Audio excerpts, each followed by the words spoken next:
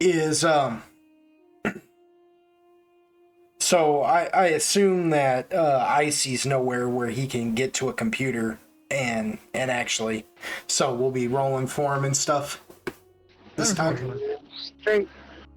Should have played last weekend, but nah.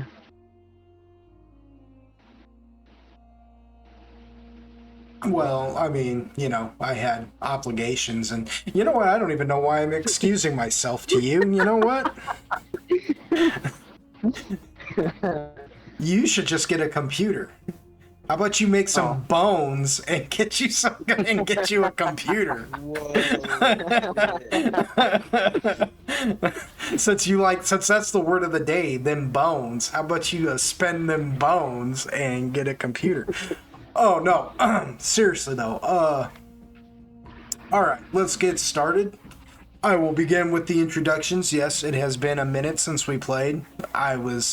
You guys know I was in the hospital, and then I had personal affairs I had to attend to and recuperate from all that. So, but we're finally back. So, let me begin with our introductions. Beginning at the top, we have AGTX, the Dragons.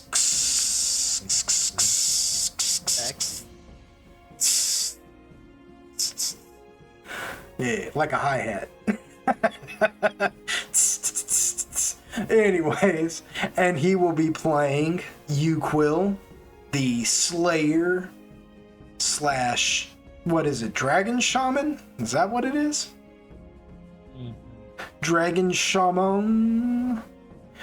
He is our resident tank and procurer of bad decisions. I don't know what to say about it. He makes great decisions. Following down the line. The best. only the best. Going on down the line, we have Kassid69. You with us, Kassid?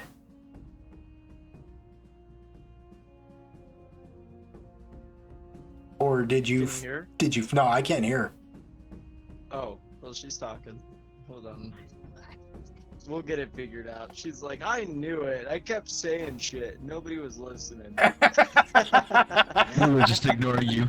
It's so much quieter now. She's like, I knew it. I knew it. Phooey. Hold on. We'll get that figured out.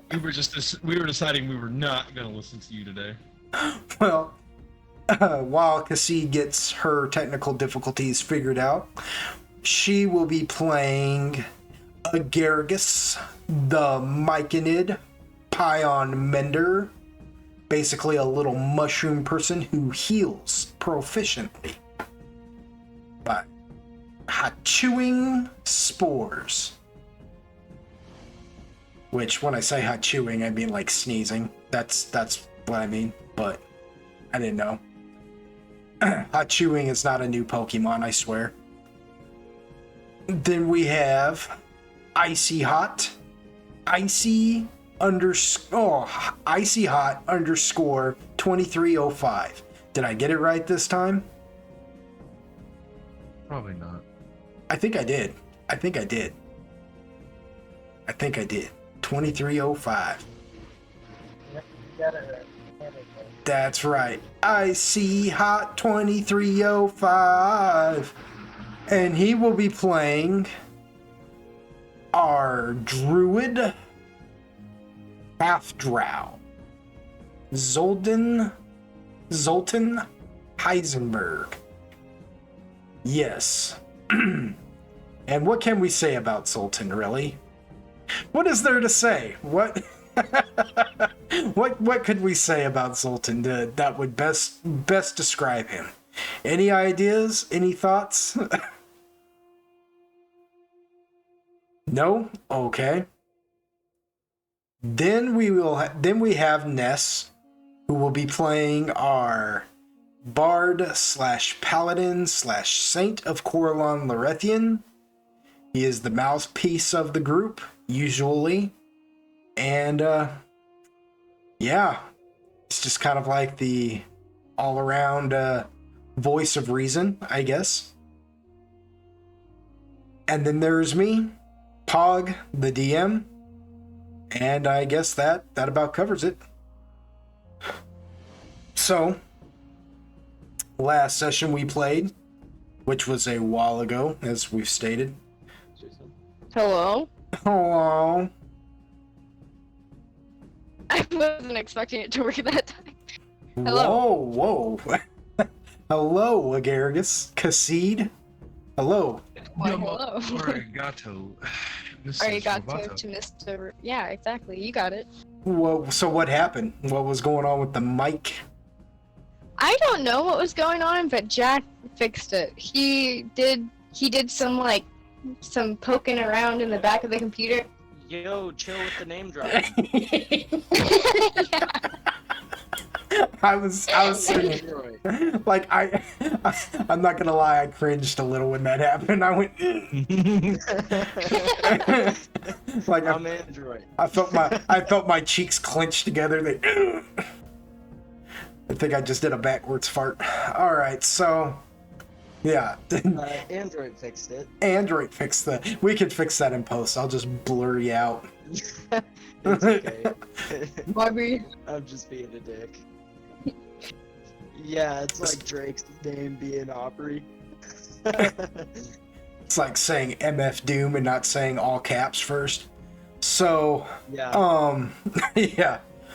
So, last session that we played, which was 3-4 weeks ago, something like that.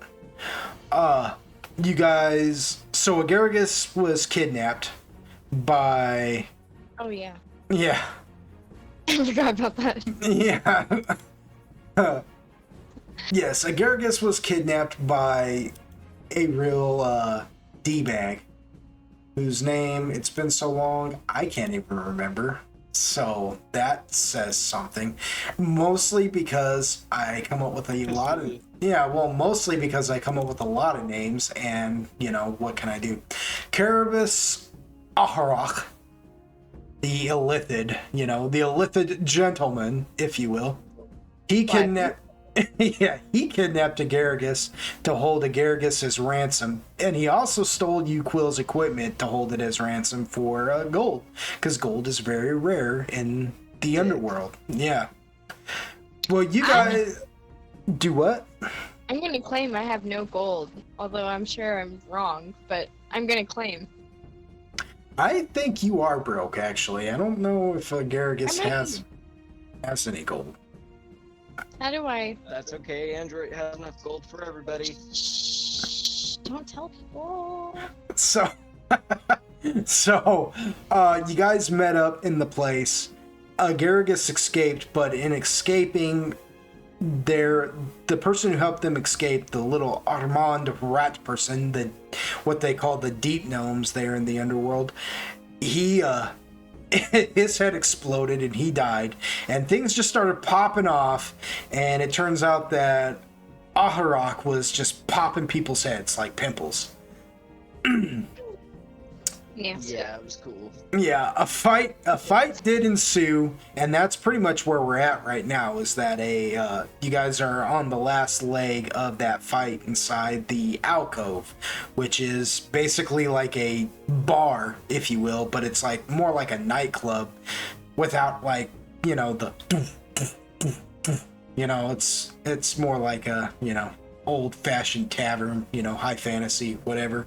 But it is also a den of iniquity where all the thieves and scum come to play and whatnot. And yeah, you guys are on the last leg of that fight inside there, but you have yet to get back Uquill's equipment. You have a lead on where to go to get his equipment, but you aren't quite sure. Well, I mean, you have a lead, you know. Other than that, you'll just have to find out. One thing of note that happened last session was Android basically had his mind peeled open like a banana, or patience, Master Dwarf. Yeah, I'm sure I misheard you. I'm sure I misheard you. But yeah, popped open like a hard-boiled egg, and yeah, There came the yolk. Carabas basically like knows everything there is to know about you guys now as a result of that. But what he also did, you know, like, well, to him it would be inconsequentially, but what he did inevitably is unlock a memory that had been purposefully hidden from you in your mind, kind of locked away in a box, if you will. And that is The vault. yeah. Knock. Yeah, yeah, where, so a while back, Android had the deck of many things at one point in time, and he actually tried to use one of the cards, and it threw him in, it basically portaled him out of this place. And when he awoken, he found himself on Mount Celestia with his god, Corlon Larethian, and things ensued. The problem is that there is a time gap between when he portal jumped to when he met Corlon Larethian. In some of these, the problem is that in there's a time jump. There's a gap between when you portaled to when you met Corlon Larethian, or when you woke up with Corlon Larethian, I guess, on Mount Celestia. Right. In these other realms, time jumps differently. 1,000 years in one place can mean like a minute in another, you know? And you probably spent quite a long time in one of the places in the 9 hells. What level you're not? Yeah, significant amount of time in one of the layers of the 9 hells. Which one you're not entirely sure, but you were brought before one of the hidden lords, Levistus, the Lord of None, and he basically tried to torture you into his service, but you were rescued and brought to Corlon Larethian. So now you have all these memories to deal with of that time. And that is basically where we're at, as far as story-wise goes. Android told you, Quill, fuck it, burn it down, and then kept jamming out. Yeah. So, yeah, we were on the last, like I said, we were basically at the last bit of the fight inside the alcove, at least the front where everybody drinks and has merriment and the shady deals happen and blah blah blah. Normally it's an extremely crowded place. It sits in the side of a mountain in the underworld, or inside the caves fixture there. It's got a lot of space there, can hold quite a few people, and but you guys cleared it out. Yeah, you guys cleared it out. It's not holding anybody now. It ain't doing squat now. And you guys have been having this fight. We ended last session actually on Android's turn. So, yeah. Android, you had just gone through the yeah. The mind assault, and yeah.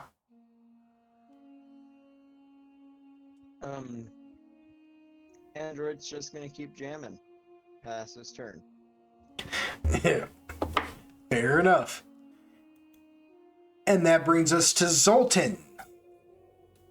Zoltan, you had turned into one of your special elemental forms that only comes from a druid who has studied nature inside caves and underground places. Basically, it's almost like a fire elemental, only it's more of a magma elemental, which I know fire, magma, blah blah blah, but there is a bit of a difference. Magma has more of a form, and I would even say magma probably is a little bit.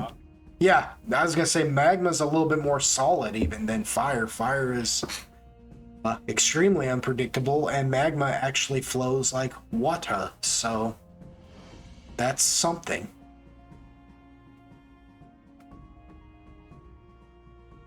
So Zoltan, you had jumped off the side of the stage there, and if I remember correctly, yeah, you basically like bonsai dropped on top of a drow there and just completely wrecked his day. That drow is currently going through I believe he's deaf right now. He's going through some hearing issues. You were chasing that Illithid who escaped into the next room.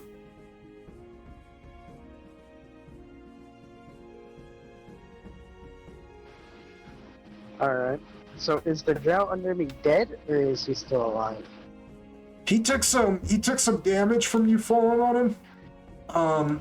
Because you are magma, you are going to do some damage to him again just because you're on top of him right now. He's really hating life. Let me... Oh, shoot. I forgot to even open it up. Hold on. I'll tell you what you need to roll here in a minute.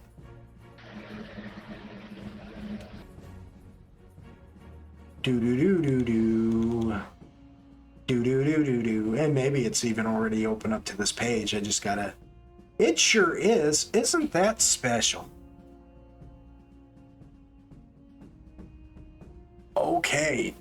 I need you to roll me... Is that... Yeah, huge? So, no. Okay. Something else I gotta look at. You are gonna be combining some things here. Because you are not just fire, but you also have a certain level of Terran ability. Because you are just melted rock. Ooh, that smell. Okay, so roll me roll me 2d8 and a d10. Plus... What is your strength modifier? +4. Did you get that all done? Oh, yeah, shoot. That's right, that's not for you to do, I guess, is it?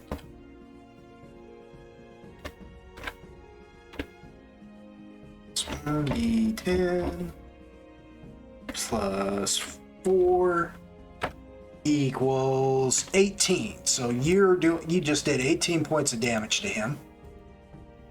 And he's just, you can hear his cries from underneath of you. He's wailing out as he burns and is being crushed alive beneath your weight. He is not dead though. He is he's fighting to get himself out from underneath you.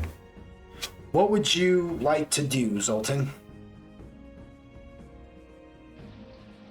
So, I'm assuming I would have to shrink down in order to go through that doorway, right? You sure would. It's interesting that you should mention that. Yes, you sure would have to. You are quite large. Hmm.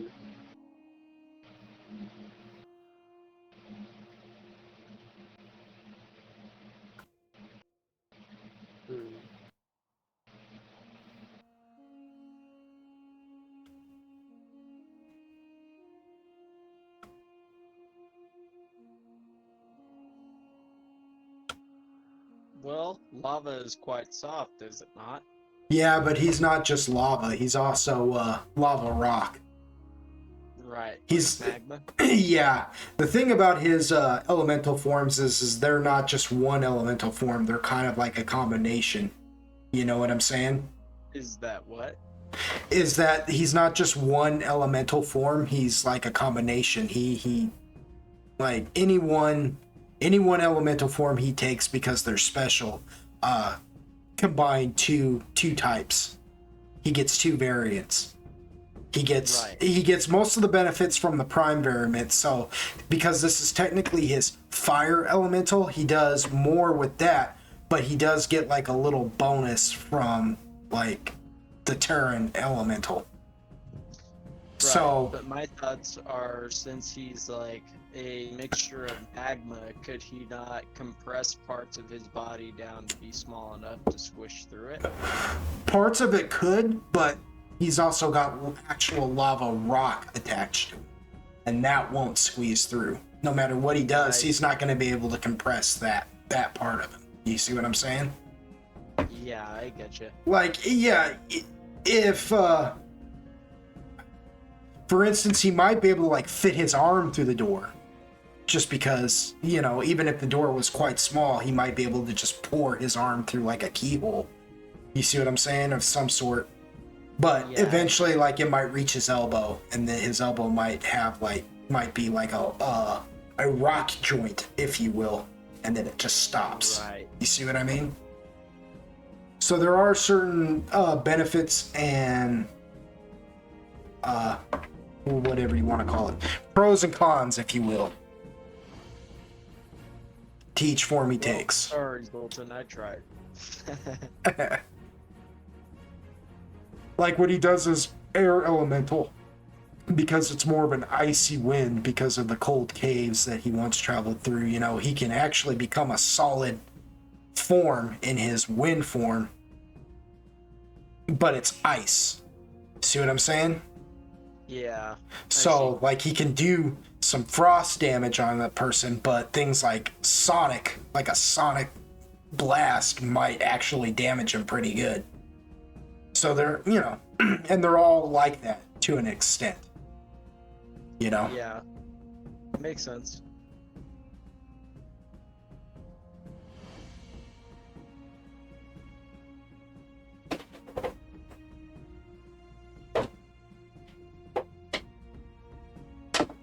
So what would you like to do, Zoltan? What are you thinking? What's your cut of beef? What's your slice? Who's got the beef? Is there a way I could shrink them? Or would I just have to get out of elemental form and redo it? Yeah, you just have to cancel your elemental form, yeah. Or, I will say this, because you are allowed to play as much D&D as you like, you know. You can try and test just how deep that tunnel actually goes and see if, like, a part of you can fit through, just to see if, like, maybe you can get half of yourself in there or something to, you know what I mean? But you just won't be able to fit your whole form through there, no. Like, you can try and, like, reach an arm in there or something and see if you can't. Or something. Well, can I, step off of this drow that I'm on top of and, grab him? Yeah. You sure can. Let's see, that you're gonna roll a grapple. So... For you there? I guess I'll just open up your sheet. Oh, that sheet. Your character sheet.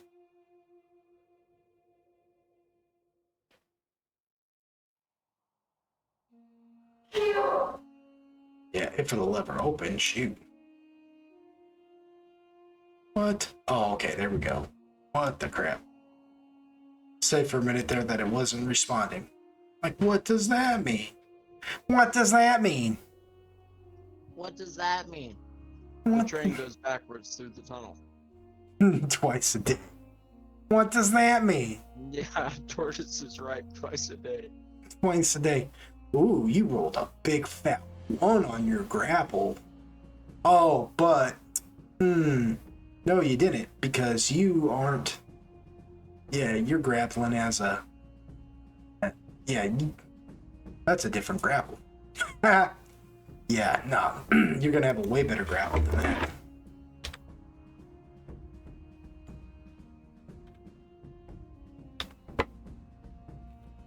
What is it? The turtle lies on its back. Okay, yeah, you rolled a 33. And I don't believe whatever that drow decides to do in life is going to be able to beat that. But we're going to double check. But something tells me no matter what he rolls, his life, yeah, he's just pretty much effed at that point. I don't think he's going to out-grapple no freaking magma elemental. 3. Boo boo boo. Ba ba booey.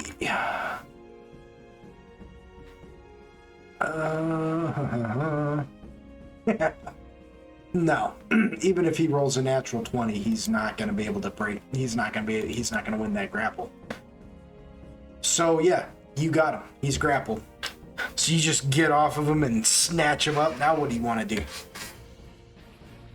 So, well, you know what Hulk does to Loki? That's kind of what I want to do to him. If there's a way I can do that. Just want to start swing. Use him as a. You just want to start slamming him. You know what? Yep. I do believe too. Like, I guess we can call that a slam attack, because that's basically what you're doing. You just slam attacking him. Okay. So be it. And so be it. Okay.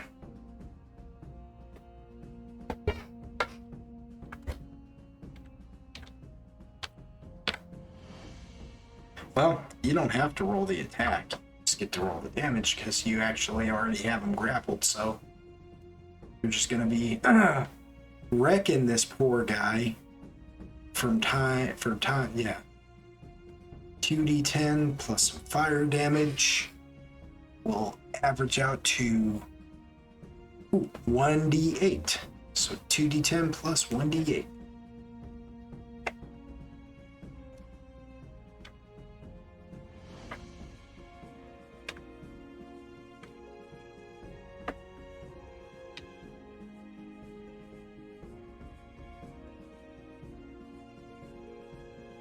Eight. 4 for 26 points of damage off. Oh my gosh. You dropped him to exactly 0 hit points. So what does that look like, Zoltan, when you pretty much end this poor fool's life? Well, you see, while I'm like doing the Hulk thing, while I'm smacking him around, like on one end, when I smack him once really hard, like his upper half torso kind of like folds, and then when I go to bring him back up, it flies, it disconnects and flies away. So you basically like fold him forward so hard, it like, does he fold backwards or forward? Backwards. Oh, so so you basically just like whiplash him so hard his whole back just like snaps backward and snaps his spine, and you slap him down one more time. When you sling him back up, it just rips away and his torso just goes, yeah! And it flies so far away that it actually hits the far wall with such force that it just splats like a freaking bug on a windshield. Just, imagine a fly flying at top speed at a wall without stopping, and just, and it just, and then slides down the wall, and then you're just holding this you're just holding the bottom half of this dude's body now, his leg in your hand.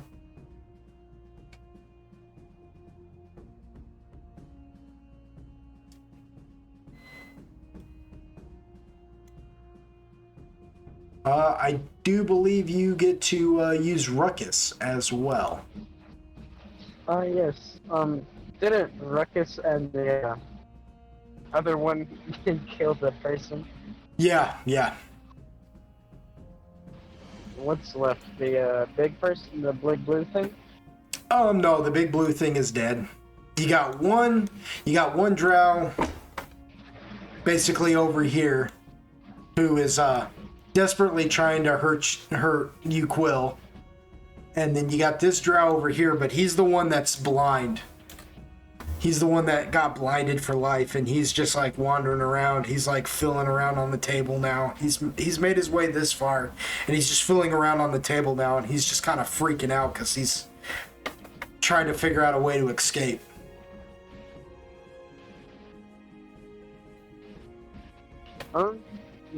Reckless will he'll go attack the one that's so desperately trying to hurt you, bro. Okay. And he's just gonna attack. Yep. Alrighty.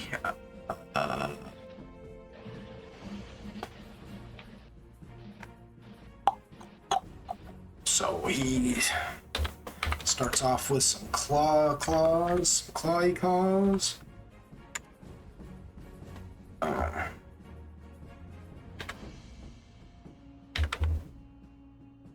Yeah.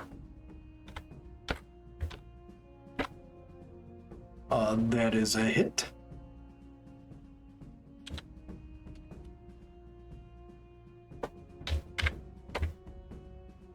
He goes for a bite.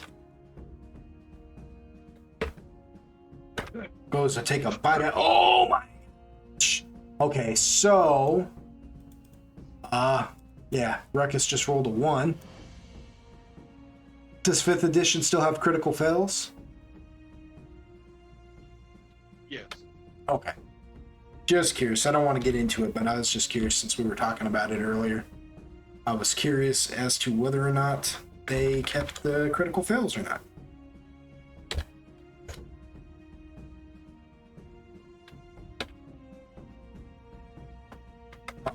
Let's see.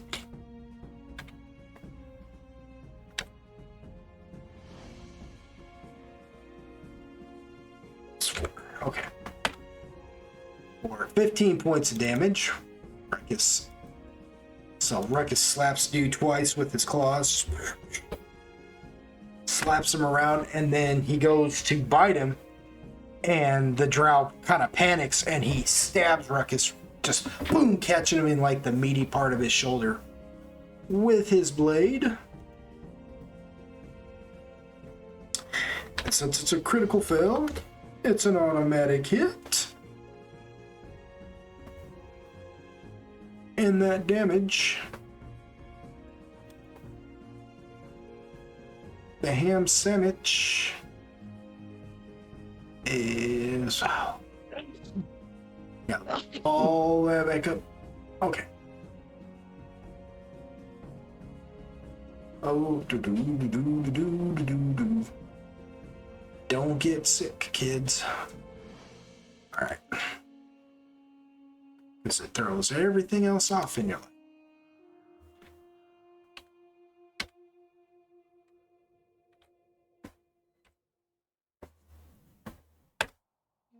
For 14 points of damage off of Ruckus. Ooh. Ruckus is starting to looking kind of peaked right now. His health is at 22 out of 100. So he's pretty stabbed up right now. I don't know what he picked a fight with earlier because I can't remember, but something has been slapping him pretty good up until now. And then he gets boom stabbed. So Ruckus is now bleeding pretty hard. He's starting to kind of breathe heavily and looking pretty worse for the wear at this point. You Quill, it is your turn. I'm gonna take a nap.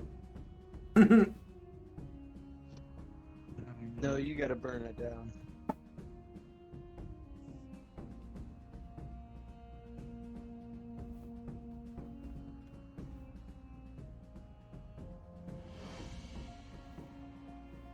The only drow left is this one, right? Yeah. Besides the one that's blind down here, but he's no threat to anybody.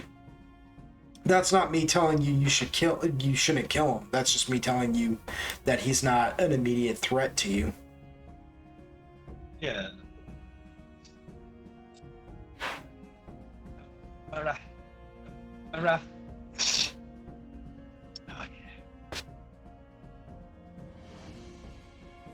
A wee mo way, a wee mo way. What's the Yeah, two I metal was earlier? getting ready. Do what? It is normal. What was that? Currently, Android is only capable of playing the Tune of Battle himself because his Bard's Charm is MIA. It was. How many people were there? Oh, 2d4. 3. 2d4 and 3d6. It'd be 3d4 and 4d6, wouldn't it? Because Oh, with the it's air not that- guitar. Oh, you're right. The air guitar. 3d4. Yeah, that's correct. I remembered. Yeah, you're right. Never question the DM. Excuse me. Actually, Mr. DM. I'm pretty sure that's. That's a miss. Yep. That's a hit. Uh,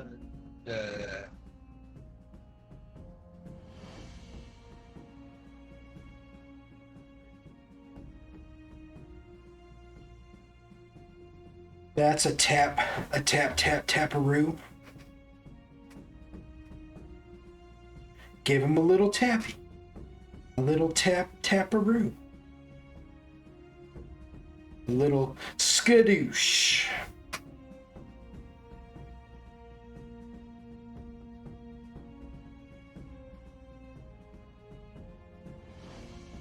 I'm ready to shut up. I reversed math my math.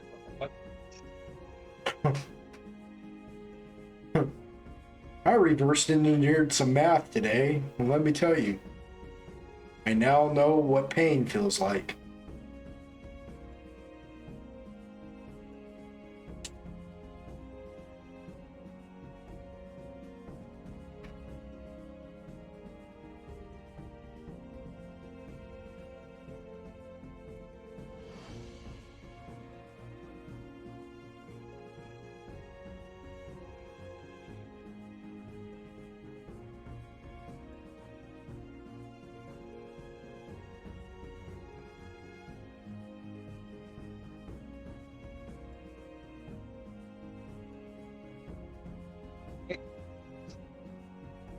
For 15?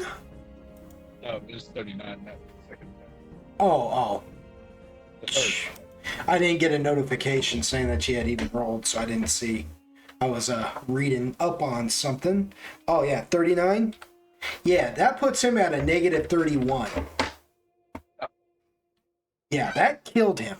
That killed him dead. That killed him dead. Dead. How do you want to do it? Ow.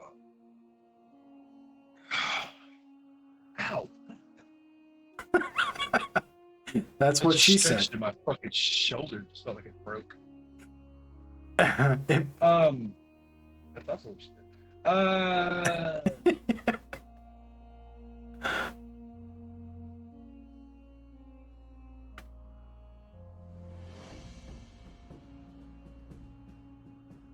Yeah, Yuko just does like a clean kill and then just looks at Ruckus and Yucca like, oh, you're victoring me. You fucking still can't kill as efficiently as me. Shakes his head and walks away. Oh, snap! Yucca, yeah, it's like Telltale Games. Yucca will remember that. No. Now you're talking like Android. It's like, what the crap is that? What does that mean? What does that mean? What's that? No, Yucca goes, what's that? I'm sure I misheard you. No. I'm sure I misheard you. Nah, he does. He looks dejected. It is now the Drow's turn, and he is blind, and he doesn't know what's going on. He can still hear, and he still hears fighting going on, and cries of anguish and everything, so he just kind of crawls up underneath the table, up underneath this table here, and puts his knees up to his chest and just starts rocking himself back and forth, just shaking his head, saying his prayers to Lolth, who is, and I might also add, who is present in this city. I don't know if you guys knew that or not, but Lolth is not a deity in this campaign. She is present in this city. If you guys remember, Yoshi met her once. Oh yeah. Yeah, Yoshi met her once. Yeah, once she found out she was the daughter of Corlan Lorethian, she was like, I'm gonna go wreck her. You cut out. Oh, she said, Yoshi met her once. Yeah, once Lolth found out that she was the daughter of Corlan Lorethian, she said, I'm gonna go wreck her face. And that's when, Yoshi had to do that harrowing escape and everything. Yeah. Sounds about right. Yeah, so, Lolth is very much so, she lives here in this city. But yeah, he's still praying to her because, these guys kind of revere her the same way the, elves revered Corlan Lorethian before his untimely demise that you guys were unable to prevent from happening. That we were given the option to prevent from happening. You know, I'm sorry. I'm just being that guy right now. Yeah. Yeah, I'm just being that guy. Me too. Yeah. Yeah, but he crawls up underneath that table and just kind of, everybody's dying. Agaragis, it is your turn.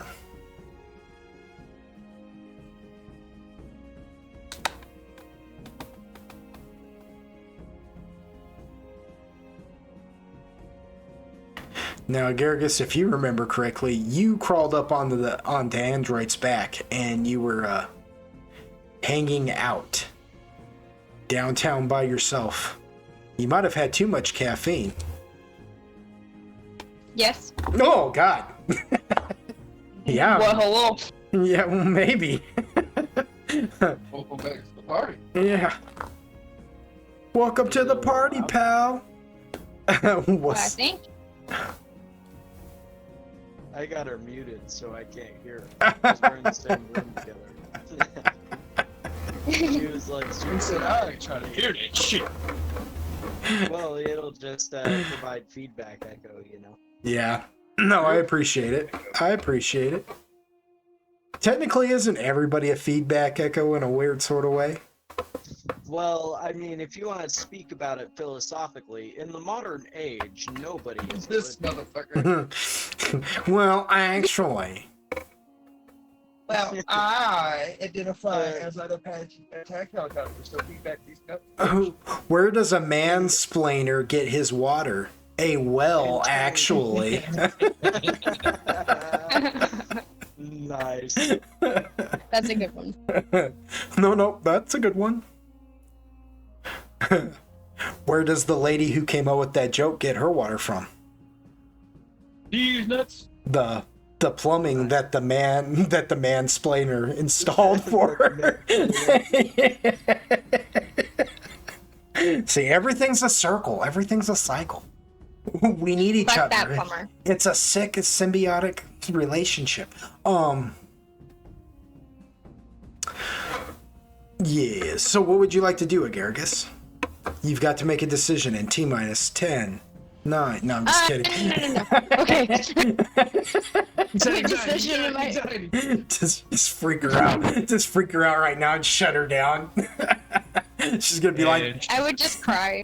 she's gonna be like the elf underneath that. She's gonna be like the drow underneath that table. She's gonna bring her knees up to her chest and start rocking. I messed up. Am I on the back of Android? You are on the back of Android. Okay, I wasn't sure who. I couldn't remember who it was, but okay, cool. Are we still in the middle of the fight? For all intents and purposes, not really. The only reason why I still have the turn order kind of going is just because there is that one drow. But At this point, everybody can make. I will let everybody debate it right now. I will let you do what they call table talk, You're which gonna is do what? I'm gonna let everybody do. Get out. I'm gonna let everybody do what they call table talk, which is a big no-no. But I will let everybody make a decision right now on whether or not you really want to take the time and the initiative to kill this. What? On whether or not you want to take the time and the initiative to kill this drow. No, I don't give a fuck. I'm just playing music. I feel like we should, but I don't know if that's unjustified. Well, yeah, that's because drow are filthy. Exactly. You hear that, boy? You filthy animal. You hear that, What boy? you say about my mama? You hear that, boy? You know. You hear that, boy? You hear that? We don't take too kindly. Ain't nothing that your daddy Kindly. don't tell you. All right, so that's a okay. So I'm gonna put androids like I don't care in the realm of a no. Like no, why should we? And I'm gonna put so that's one no, one yes. That's a you will burn it down if you see fit. Mood. What about you, Zoltan? Do you think you should take the time and the effort to kill this blind drow, or are you going? Or do you have bigger fish to fry right now? You want to run that by me one more time? Are you going to kill this drow? Do you want to kill this drow, or do you? I'm Or nowhere near that drow. I don't even know that drow exists. I'm too busy going after illicit. all right, so I'm going to put that in the realm of a no, and so that's 2 no, 1 yes. You quill. This drow is gonna come back later and fuck us up. That's what I'm saying.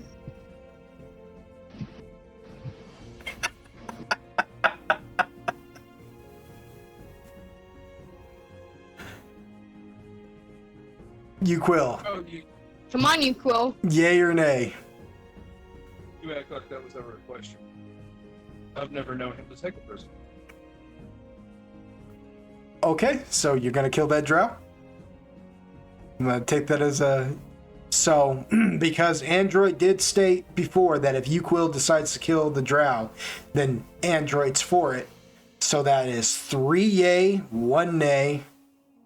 So yeah, Agaricus, that's why we're still in initiative, because there is still one enemy on the board. What would you like to do?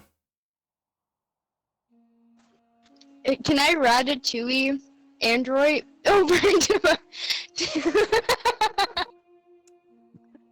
Android will allow it.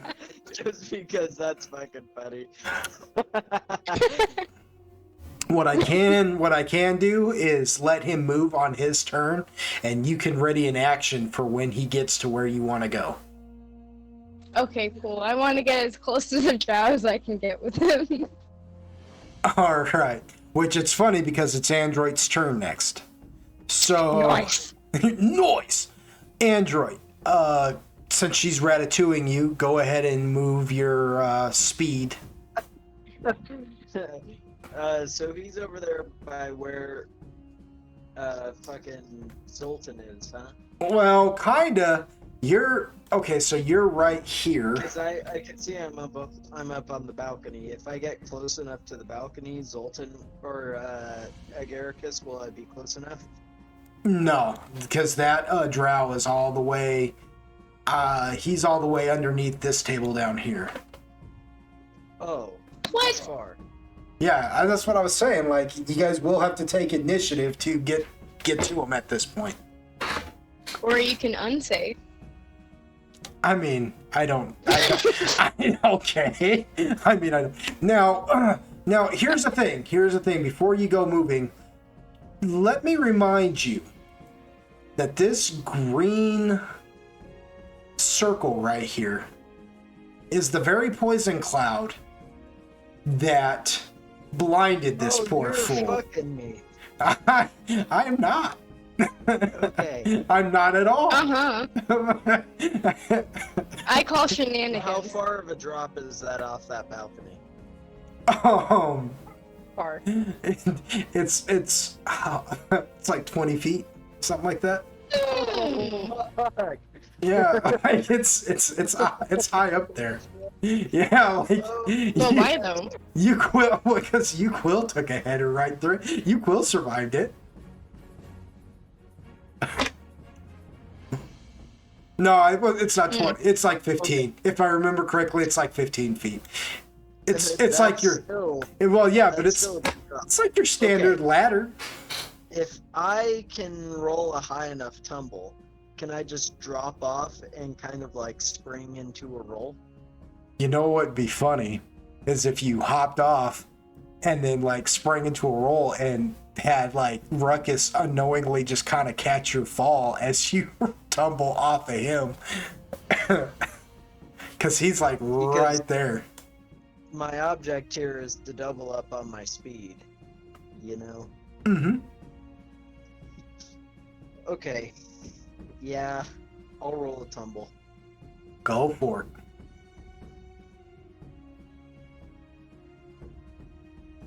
Do it, Doug!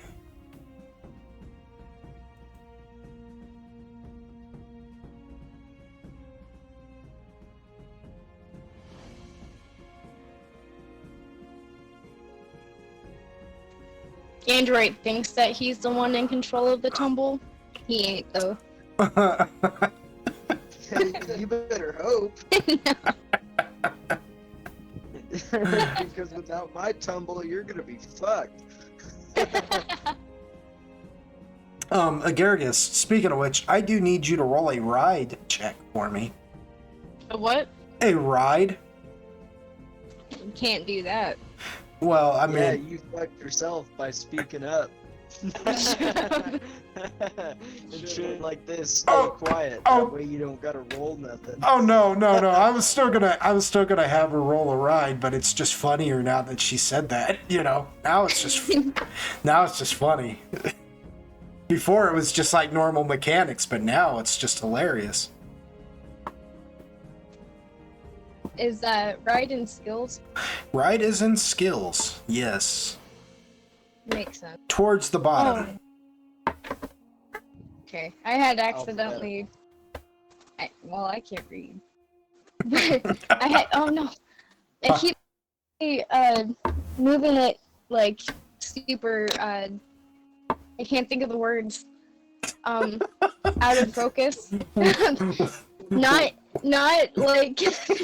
What is happening? That's what I'm saying. Where am I? You know when your computer blue screens? That's Boom, me. boom. The hourglass There you symbol. It's just sitting in front of your face right now. You know, To zoom in and zoom out. That's what I meant. Sorry. you know, you might get a bonus to that ride too. Do you? I better. I don't know. No, you sure don't. Okay, I was just curious. You can make it that way. I mean, I can do anything, but I'm the Lizard King. But no, you don't have it. Alright, Lizard Kings. Do your will. You roll. Oh, okay, cool. Okay. Oh, Yeah. oh, neat. Okay, so, I'm going- so Android, describe what you do with this tumble for me. Exactly. Okay.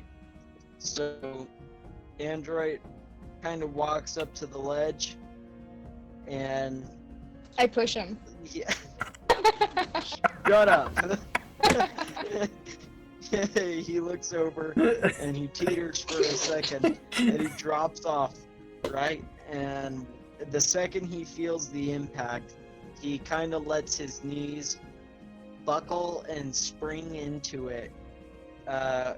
And when he does, he rolls forward, putting his shoulder first, and tucks his head and kind of rolls over, you know, hoping to spring up to his feet. Okay, so I'm gonna say that when you do all that, you actually hit this table right here, next to Ruckus, which startles him. He's like, whoa, you know what I mean? You hit the table, and because these tables are made out of stone, they are like literally stationary tables that were carved up out of the cave that you are in right now and just piled up Android fucked up. just to it's a stationary table, so you don't actually break the table. This doesn't affect the table. This doesn't affect the table at all. But you hit it and you bounce, and you do feel a little bit of a doing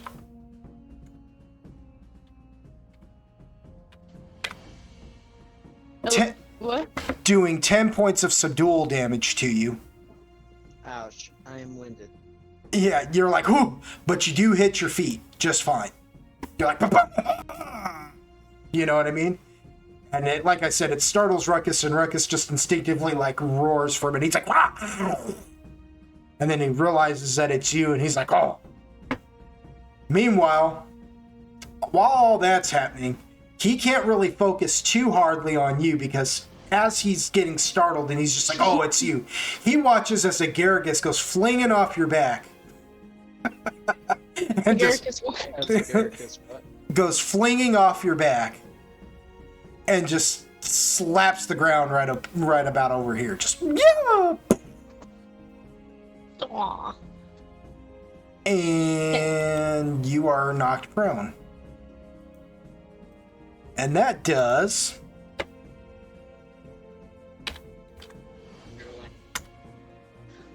You said I'm knocked prone?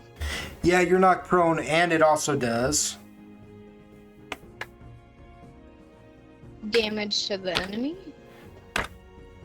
I attack the darkness. It does... It does 11 points of actual damage to you. I don't know about that. You're like, what? No, you don't know about that. You're not. You got the daylights knocked out of you. You don't know about taking no actual damage. You ain't been slapped yet. Yeah. I've been thrown into a fucking like outhouse. He's had his I neck got broken. Picked up and thrown. Yeah, straight up by a fucking orc. Picked him up and just snapped his neck. He was like, fool. Whack. Yeah. Yeah. It's pretty cool. Thanks, Tyrone. So that was. He's Tyrone. How do I just put in negative 11 damage? Oh, on your character sheet? Okay, so Yeah. on your character sheet, what you're going to do is you're going to go into your HP right there at the top of your sheet. Here, let me open it so I have a visual of what it is I'm saying to you instead of like, but right there where it says no, that's... Hit point. Okay, so max is 111, but your current HP is 93.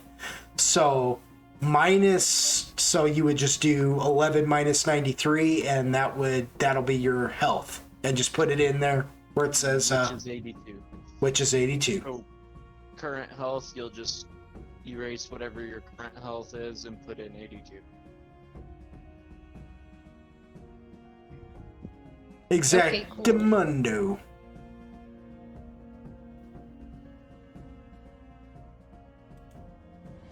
But if you don't do math all quickly like that, just remember to subtract whatever it is and figure that out. No. Okay.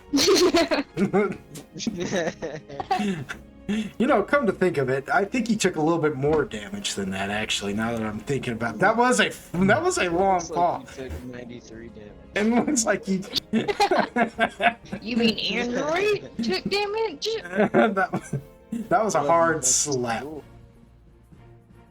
So Android, it is still your turn now. Well, now that I don't have nobody ratatouilleing me, I'm gonna keep playing my music and I'm gonna be good. Well, here's the thing. Are you aware that you? Well, I guess you would be. Yeah, you'd know if something wasn't on your back anymore. Nuh-uh. Like trying to like move your. No, why are you so? Why are you being so contrary to this right now? Do you want him to leave you? Never mind. You know what? Keep running. Just leave Agargus behind. F that music. Completely ruin Agargus's plan. Nah. Nah. So yeah, Andrew, you just realized that you lost Agargus somewhere, and you just go back to jamming. Yeah. Uh, My hair is no longer being pulled. I no longer feel like being moved. I'm gonna keep playing music. I want you to roll me a concentration with a minus -5. Or Ouch. he could look for me. Who are you, Patrick Rothfuss? I don't even know who that is. However, you are literally Patrick Rothfuss. 20. Who is that? 20? Okay, that's still a pass because I think you need like an 18, right? Nice. Yeah. Ain't it? You're like, yeah. All right, Yes, now I'm gonna check. Because my modifier is my modifier for my concentration is the DC for playing the tuna battle. Yes. So even if I roll a 1, it's still a 19. Yeah. You almost lost that though because of the negatives involved in that. Right. Yeah. That would have been hilarious. That's what you think. I rolled a 25, so 20. Yeah. I know. Yeah. So there you have it. You're still jamming, and I guess that's your turn. Zoltan, we are back to you now.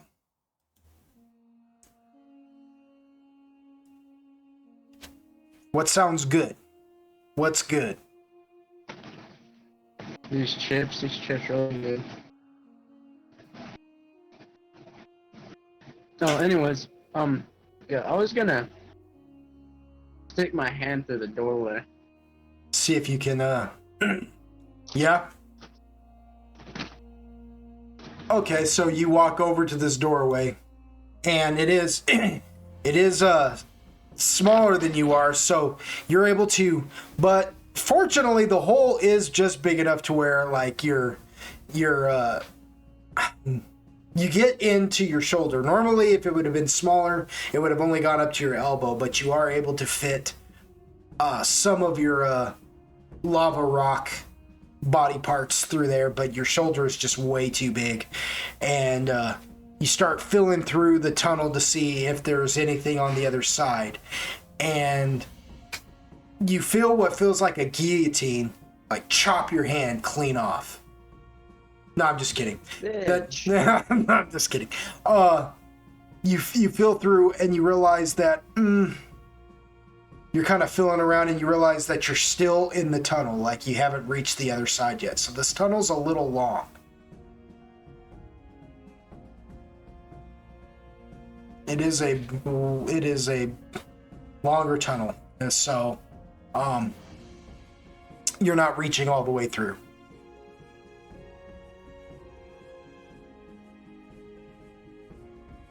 Do you understand what I'm saying, or I understand. Okay, I'm just making sure. Cause sometimes I over describe things and then it makes it real convoluted.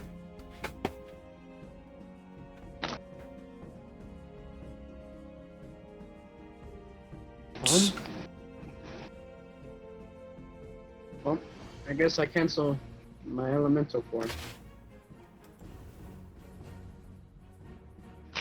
And that's about all.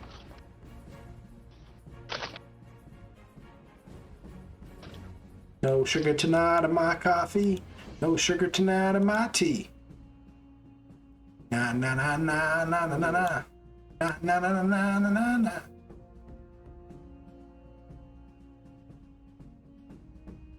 All right, so you melt away and reform back up as yourself.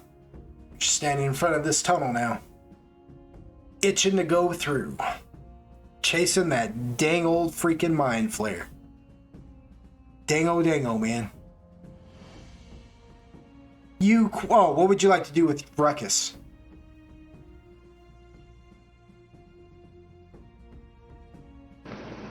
That Drow's still alive, ain't he? No, that Drow's dead.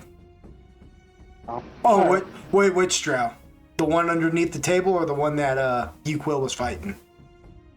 The one Uquill was fighting. Oh no, he died.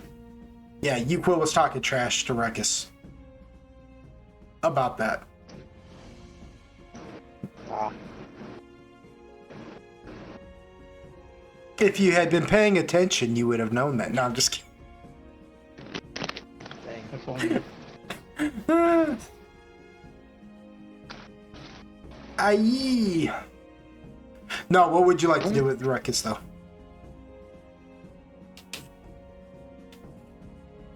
I guess I'll have Ruckus come find me. Ruckus' speed, his speed is 40. Okay.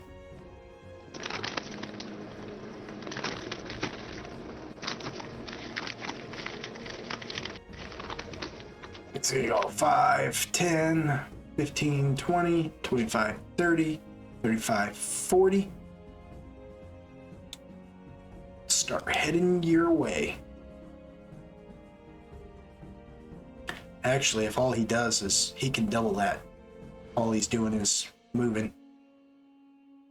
45, 50, 55, 60, 65, 70, 75, 80. There. All right, Uquill, it is your turn.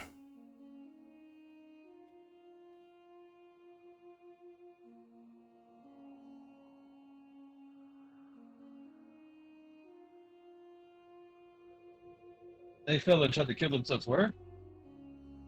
He didn't try to kill him. Oh, who? Android? Yeah. Oh, it happened right next to you. He hit this table and then rolled and landed right there. And the Garrett. They were coming down here, right? Yeah. I guess they were coming to try and kill this drow. Yeah. Who has subsequently disappeared. Yeah, he's up underneath the table, so I just vanished the token. But you know of his general area, it's like right up in there, man. I'll tell you right there. He just right there.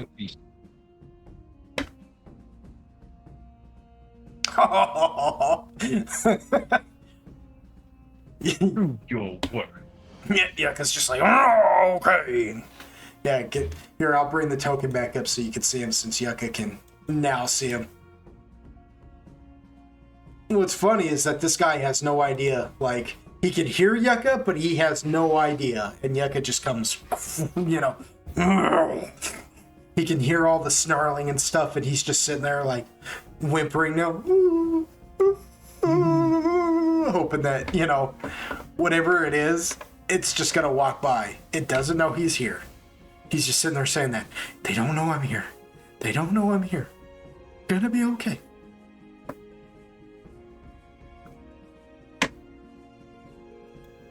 Nom nom.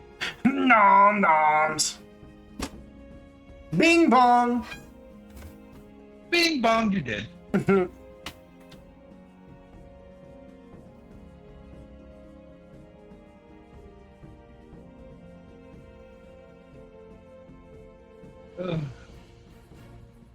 gonna make your roll as well. Yeah, you gotta roll. Yeah, gotta roll. Actually, you don't have to roll. He's not gonna be able to defend himself. He's completely blind, and he's crying. Just do your damage. Like, this is a mercy killing. This is a mercy killing at this point, really. Yucca's about to chew on his face. I don't think he's getting away anytime soon. Nah, this guy is a... But it is interesting that you guys would choose to kill him because you're like, if we leave him, he may come back after us. Android killed Yeah, himself, so okay. there's no tuna battle, right? No, there's tuna battle. Oh, okay. Yeah. My concentration.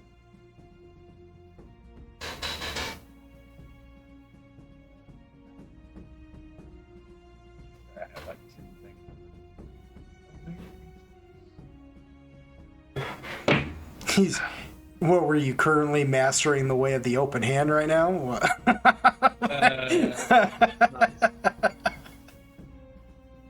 No, I'm doing something even worse. Oh, never mind. No. Nope. No, no.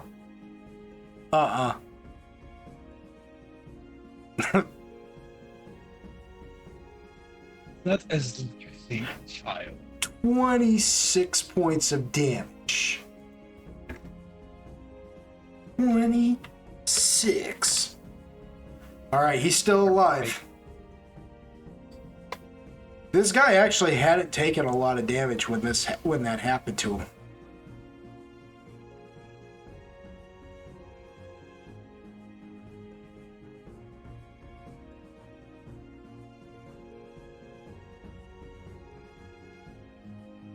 "13 points of damage."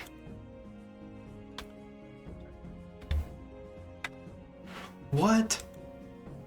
Oh.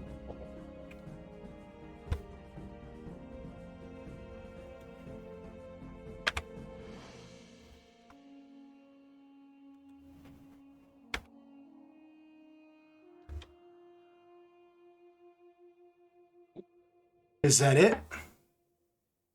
Oh, okay. Okay. Oh no, I was just making sure because I was kind There you go. That's all. of what the crap, man? I was just double checking. Dang. Very good. Sorry for checking.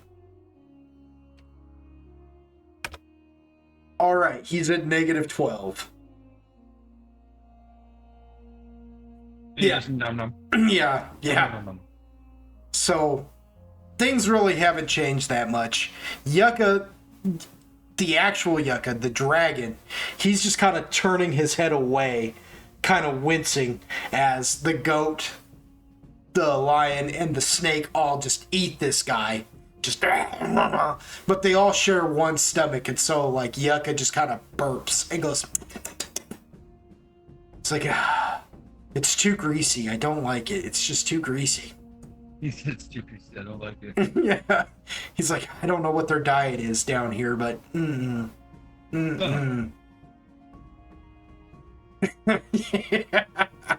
As they just devour him. He just kind of burps. But it's not like a it's like a like where it's just hot air, hot nasty air. He's Yeah. like tastes like something died in my stomach. What would you, Quill, like to do? Smoke weed every day. I mean, everything's dead, right? Oh yeah, that's the end of the deal. I wasn't even thinking about that.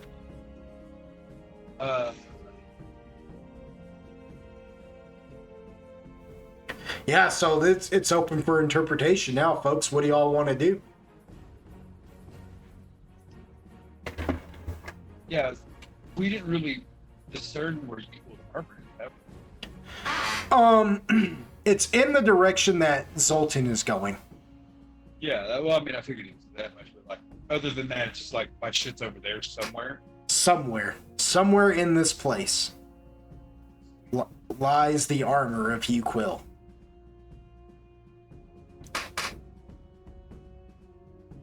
So yeah, you was just gonna kind of like trot over there and be like, okay, let's go get my shit. I'm gonna say that Android is just kind of silently following you, Quill, for now. You know, he's just kind of in his own thing. In his own, yeah, just kind of, All right, is he still playing the tune? Oh yeah. Okay.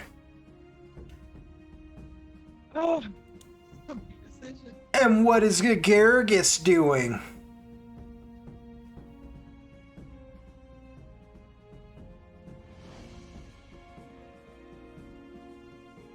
I'm not quite sure. Oh, 3 thoughts coming out of me. 3 thoughts coming out of me. I'm probably just gonna like chill behind everybody because I mean he doesn't know where he's at and what's going on. So, Garrus, you stand up and your butt is sore. Nuh-uh. Uh-huh. And you just kind of, no way. Get out of town. Yeah, you're just like catching up to everybody, rubbing your tushy, your bruised tushy, because you got rolled. One of the problems that you guys instantly see is that while Ruckus, as big as he is, could find a way to just kind of slink himself down and kind of squeeze on through this door, Yucca's looking at it just like, and he's just like, ain't no way. Ain't no fucking way. Android looks at Yucca and he says, "Skinamarinky dinky dink." Yucca looks at you, goes, "What's that? I'm sure I misheard you." It's so stuck in my head right now. I can't help it. I can't help it. Clearly, you do not have the wisdom to perform. No, He says, "Patience, Master Dwarf." yeah, but he's like, "There's no way. I'm not fitting through there, and I don't even know what this guy's saying to me right now."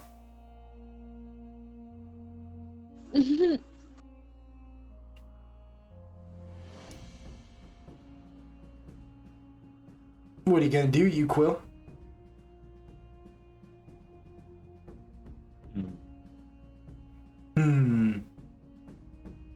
You can. I will tell you. You can. Yeah, I was gonna say you can. You can return him the same way you casted him. What? Suppose.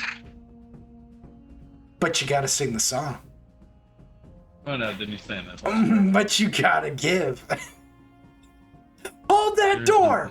Hold that door! Hold the door! Well, I mean, technically we gotta come back this way anyways. Yucca says, "Yeah, I can hold up the flank. That's fine." Yeah.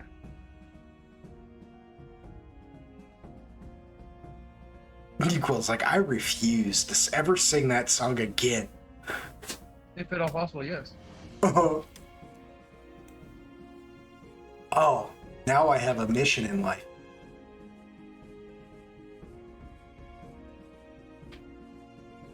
Oh, crap, come on. Select people. Okay. Alright, so everybody else is going through the door then. Am I to understand this correctly?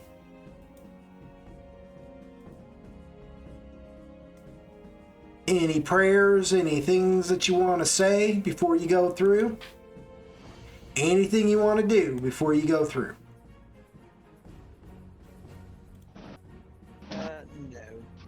No. Zoltan wishes to turn in icy wind elemental form.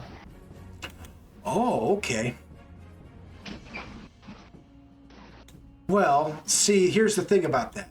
No! Okay. Whoa. Yeah. That's... That's rather rude, sir. Why can't I? Oh, I don't know. Just because. Because fuck you. Because, no. Because I said so, that's why.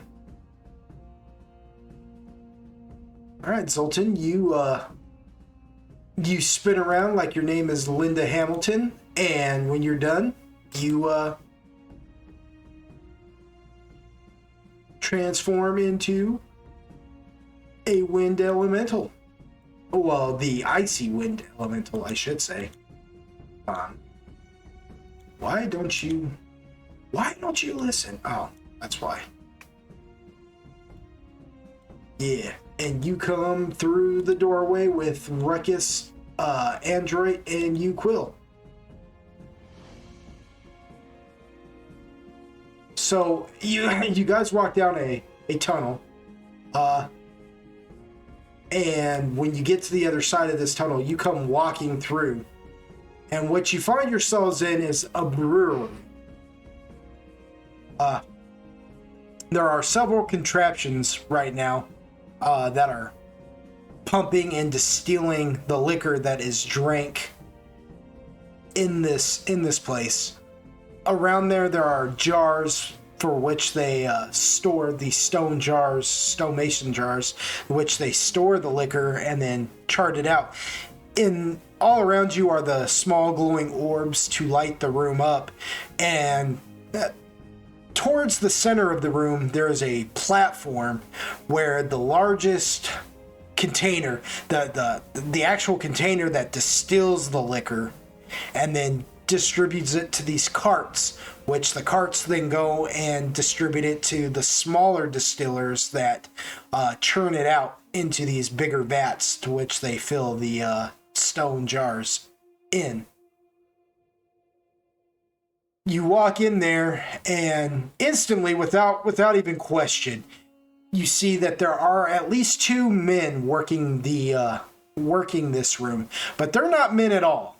They're in the center of the room eating at a table, and they look like drow, much like Zoltan does, but the difference between them is while their top half of their torso looks like that of a drow elf, it is deformed a little bit.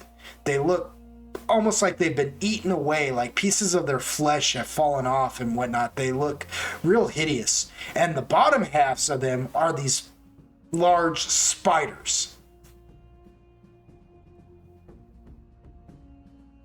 So they are half drow, half spider. And they are... Fucked up.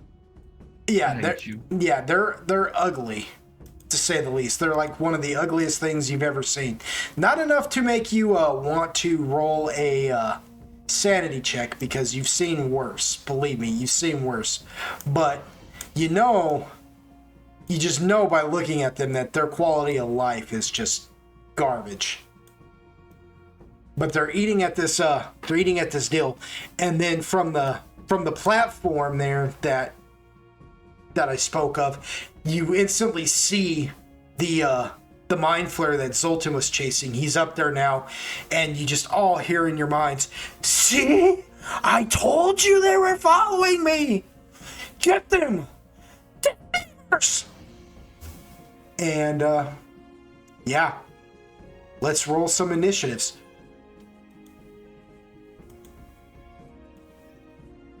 Did you say you hate me? Mm-hmm. That's really cold-blooded. I know. Okay, well, as long as you know. Bro, that's cool. Oh, shoot. Let me open up that turn order again.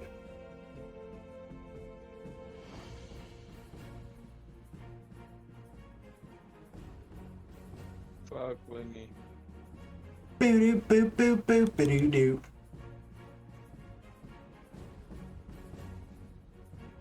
Yeah, that might be it right there. Right there. Right here.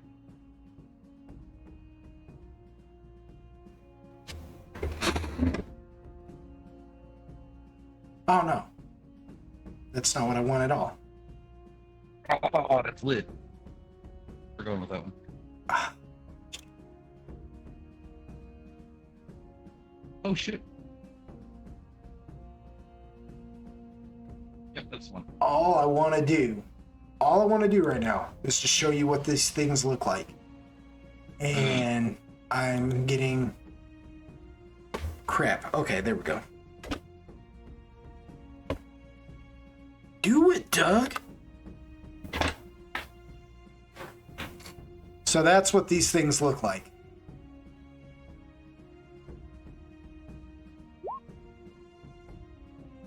I have a feeling I already know. Oh, Zoltan. I guess I should roll your initiative, shouldn't I?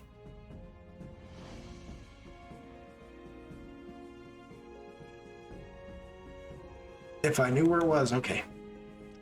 What? Dude. Oh, that's because... That's right. That's because...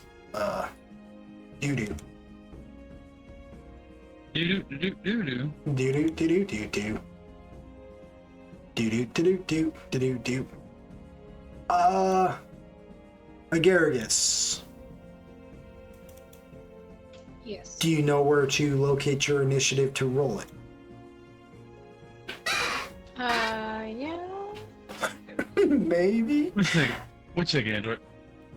I think that if you just click on your actual token, there'll be like a little deal on your taskbar over there that says initiative, and you can just click it. Like if you select your token. Okay, 1 second.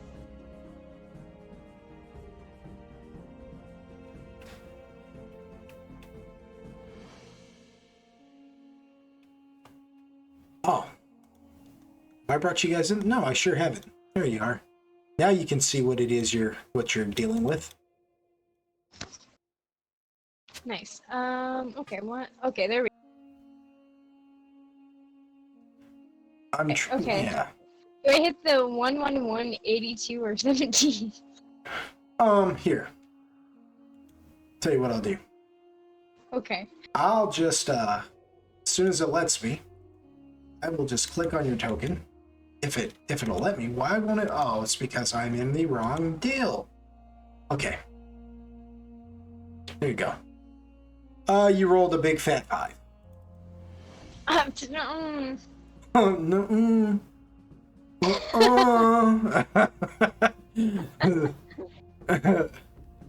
That's wrong. Do it. I don't believe it. Do it again and do it right this time. Exactly. You're telling the story wrong. Tell it right. Get it right.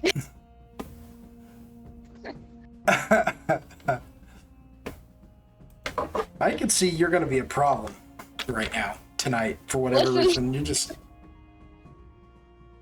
being too mouthy right now. Too ornery. Jack, handle my light work. Don't get kicked off the job. Yeah, Chris. Government names! Oh, You're right, my bad. I'm you sorry. with the name dropping. I'm sorry.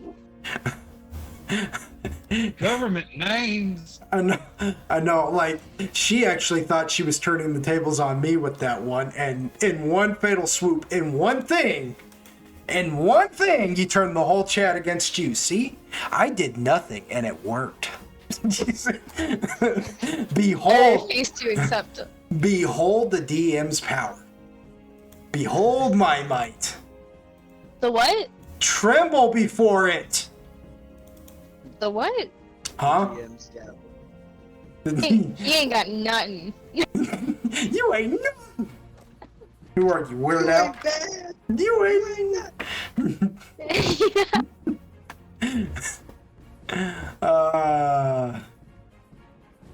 Okay, I'll respect though. I respect you. I'll respect though. Yeah, you're a good DM. I'll give you that. I mean, I guess. Yeah, I guess too. If I was a good DM, why can't I find the freaking Illithid? Like, I'm not. You know why? Because it's not under Illithid. It's under Mind Flare. The uncultured swine who wrote this book. I've always known that though. What is it? Is it Mind Flare? It's a Mind Flare. It's under Mind Flare. Not Illithid. I'm looking for Illithid and it's under Mind Flare. Well, shit, we could have told you that. Yeah. Shut up. No, you couldn't. Well, isn't somebody just a little cranky puss? Cranky. Crikey. Oh. Someone's hungry. You get a little angry when you're hungry. All right. It's called hangry. So, here's our turn order. As it stands right now, it goes Illithid, Drider, Android, Uquil, Zoltan, and then Agaragus. No. Prepare for battle. Prepare for round 2. Fight. So the Illithid instantly, without even, he just drops this stone on the ground and covers himself in magical darkness. Bam. Just like that. What a fucking bitch.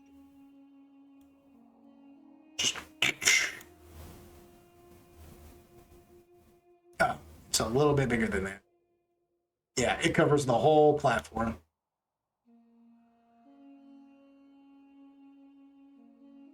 Do you see what I see? All right, so. A star.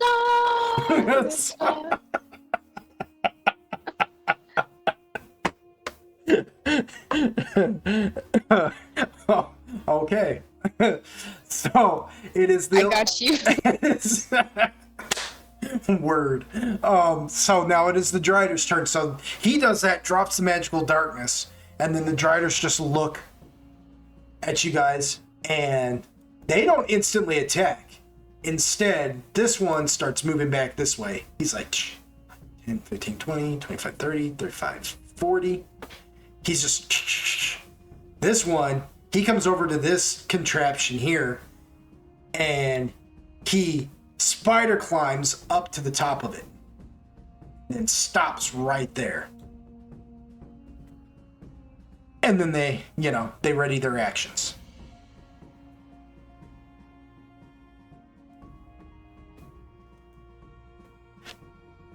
Android, it is your turn. Android's gonna keep jamming. All right. Jam away. Jam away. What song is he playing? Is he playing his song right now? Depends on what you mean by his song. But he's playing the tune of battle. Yeah, but the tune of battle is basically just the spell. Like, whatever song he plays turns into the tune of battle. So, Yeah. Is he playing the song? Sure. He is playing that song? Sure. Go I ahead. don't know what song you're talking about. The song you wrote, you butthead.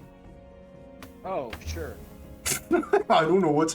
You mean to tell me I think more of your song than you do? Okay. Oh, okay.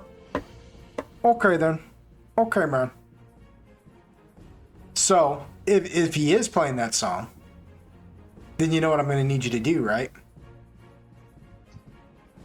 Then no. No, I'm just kidding. He can play. You don't have to actually like recite it to And the us. answer is no. But you are going to need to recite it sooner or later because the world needs to hear it. Nah. That's okay. Nah. Nah.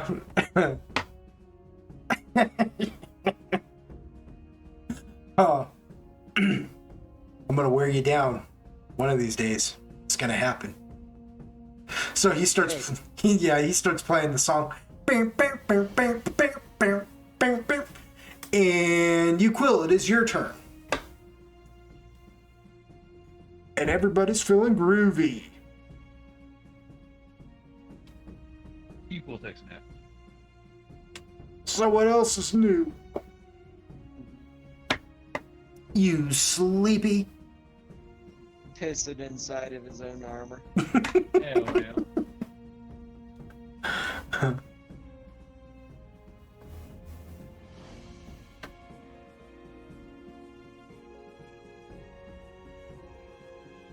Oh, he can see he's over here. Yeah, he can see the two Drider. He knows that the Illithid's up here somewhere, but he's got the magical darkness.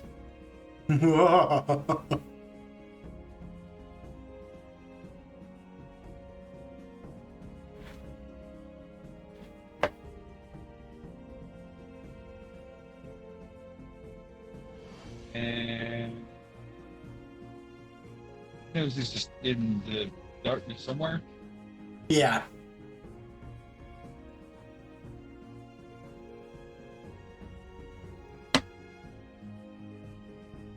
Precisely. Oh. He just no, I will get you now. He literally only has a sword that, Yeah.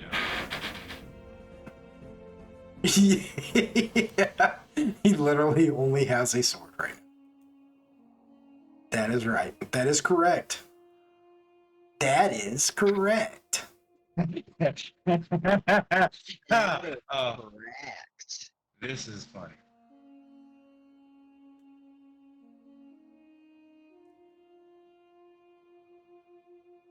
What is? So will my half elf have a gnome or halfling fetish? Who picks? Do what? It has begun, boy.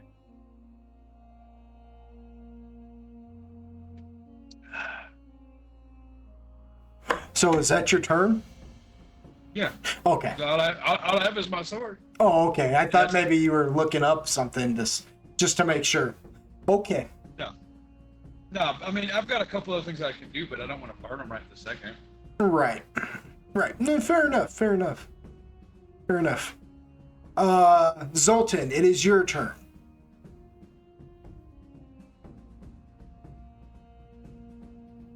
Well, this is definitely. Zoltan hates spiders. Zoltan doesn't like it. Zoltan dislikes everything. Zoltan, you know exactly what these things are, too, by the way. These are driders. Basically, what a drider is a drow elf that displeases Loth, and she mutates him. Basically, it's a curse. It turns them into half drow, half spider. These ones are a little different than the ones you're used to, though. The ones that you're used to are usually... What? These ones are a little different than the ones that he's used to. The ones that he normally deals with, or that he's seen, are more subservient. They're kind of like mindless beasts, almost just bloodthirsty. These ones actually seem intelligent. Almost as if they're like, if they're free from whatever control that maybe Loth had on them, or whoever put the curse on them, because it's not just Loth. Any matron of a drow house can do this, right? Obviously, these guys don't belong to any matron, so whoever they are.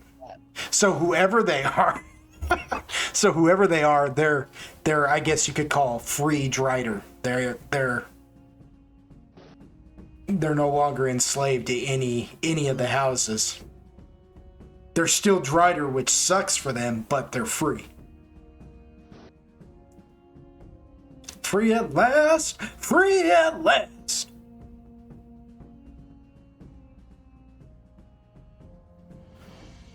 Yeah, which perplexes you a little bit, Zoltan. You didn't even know that drider could be free.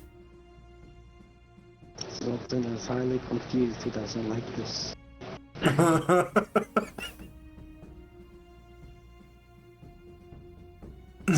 Zoltan just leaves the room.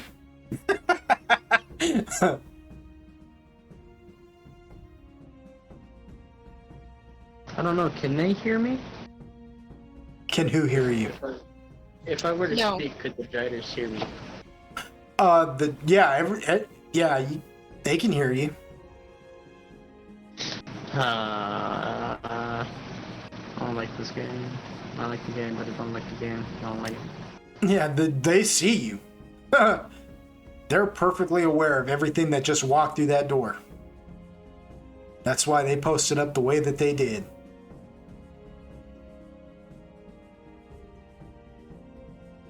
I'm gonna ask them what house they used to work for.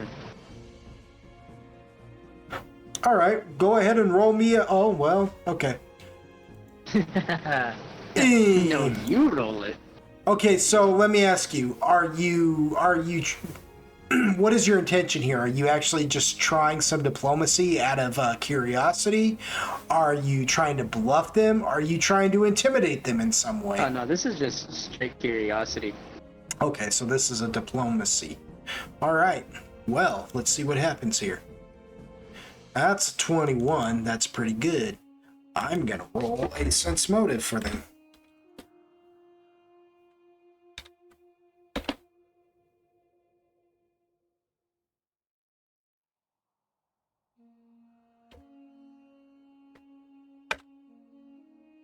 Wow.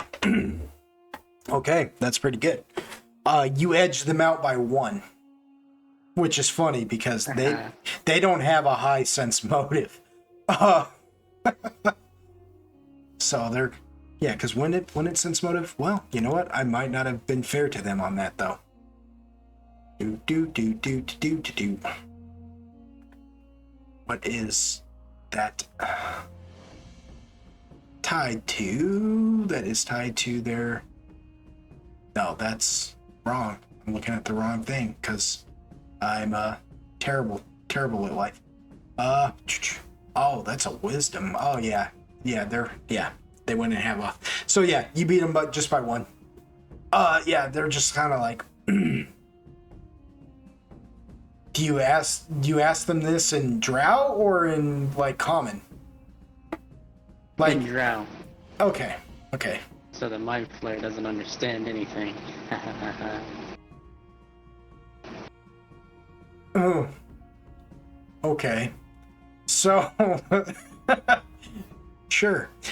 So you ask them that and they just kind of look at each other and like, and they kind of soften up a little bit. They're kind of taken aback by that. You can tell that they're not too used to people just instantly like trying to talk to them. Usually people are more off-put by their appearance, I guess you could say. And they look at one another, and the one up here, the one on top of the churning machine, I guess you could say, for the alcohol, he kind of nods his head at you and he says, he says back to you in Drow, "Why do you ask?"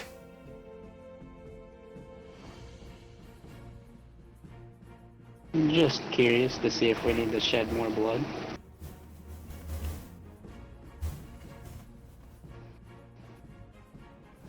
And then they kind of look confused by that and they're like, "Shed more blood?"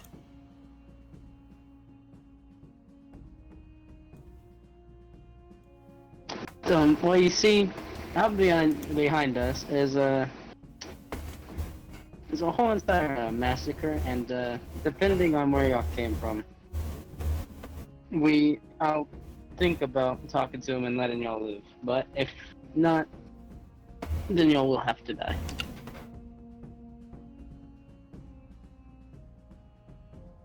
We once belonged to House Manza. We were Drider there, mindless, servants, attack dogs. But we were freed by House Selvastarm.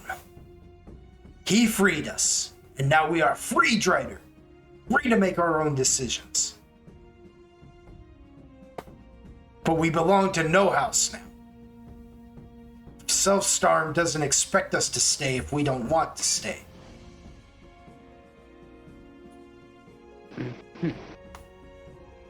He is friend to all Drider. He is our patron. And when they say that, they make like a holy symbol, like a holy gesture with their hands, as if they're like doing some kind of worship or praise in his name.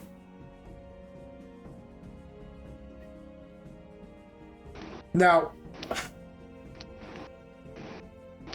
I don't suppose, Yuquil, you know Drow at all. Nope. And Android, you kind of know it.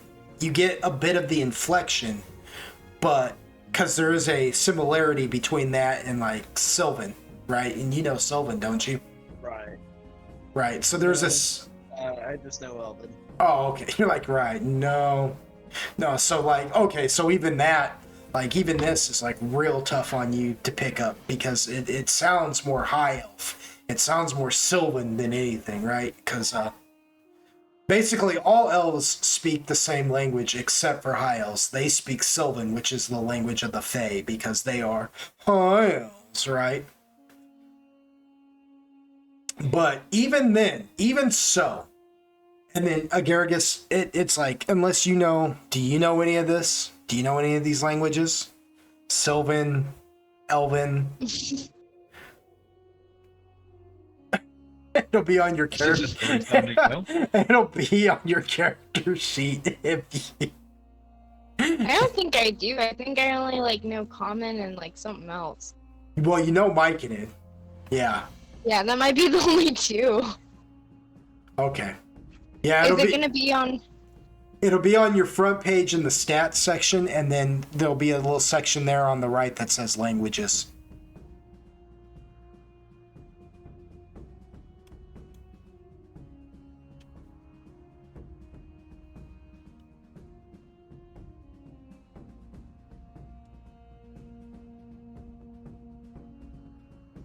And I should clarify that all elves, really, wood elves. Yeah, Well- I just know Mike and Ed.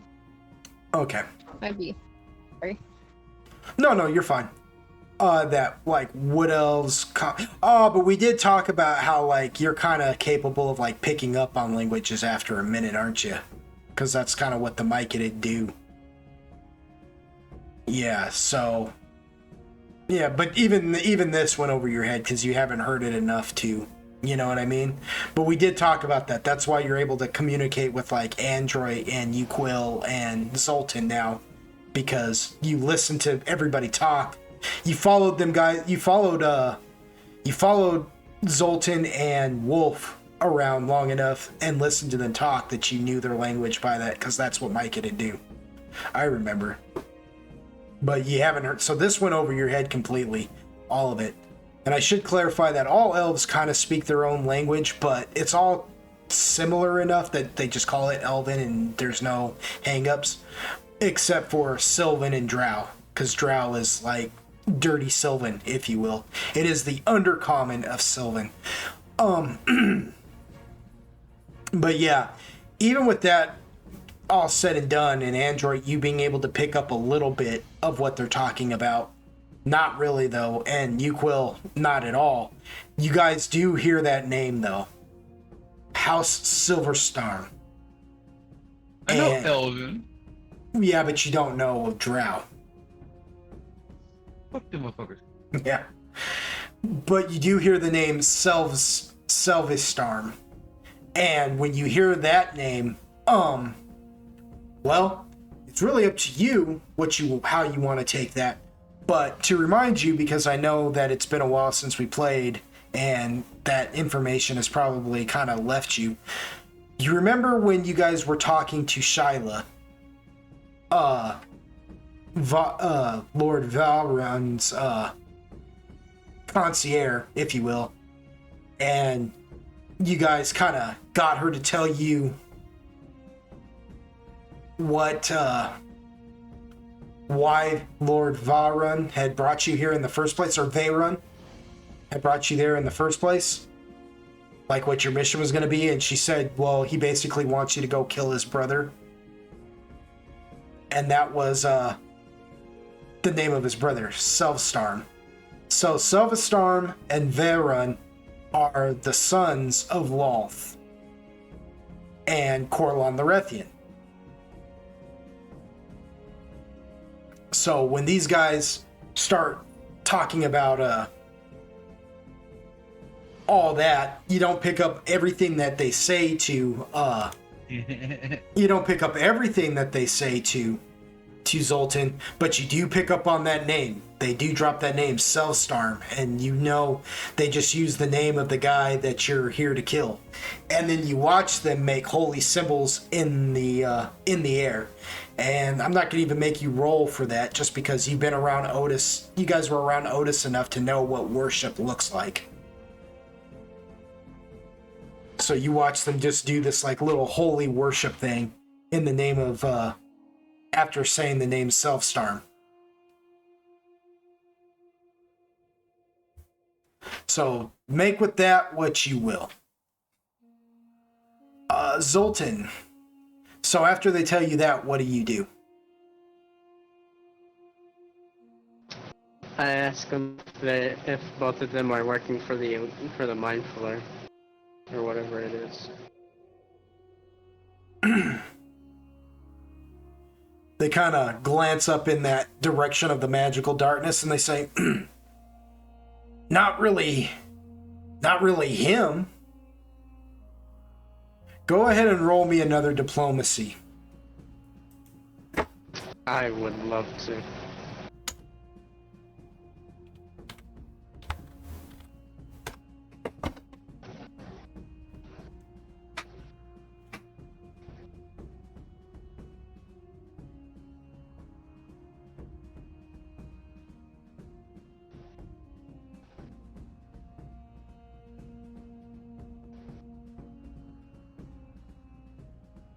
Oh, shoot. I know you would, wouldn't you? Haha. But you can't. I keep forgetting. I was gonna wonder how long it was gonna take you. Well, why don't you remind me?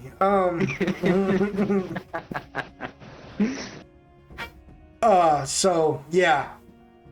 They look at you for a minute after you say that, and they're like, not really. And then they kind of squint their eyes at you, and they go, what's it to you?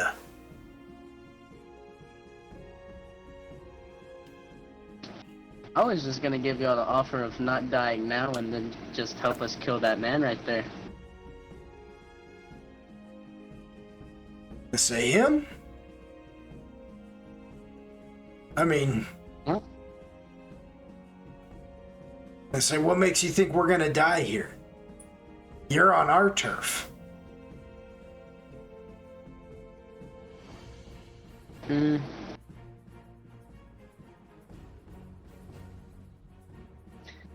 I look at Yukwil, I said, big, scary, deranged man.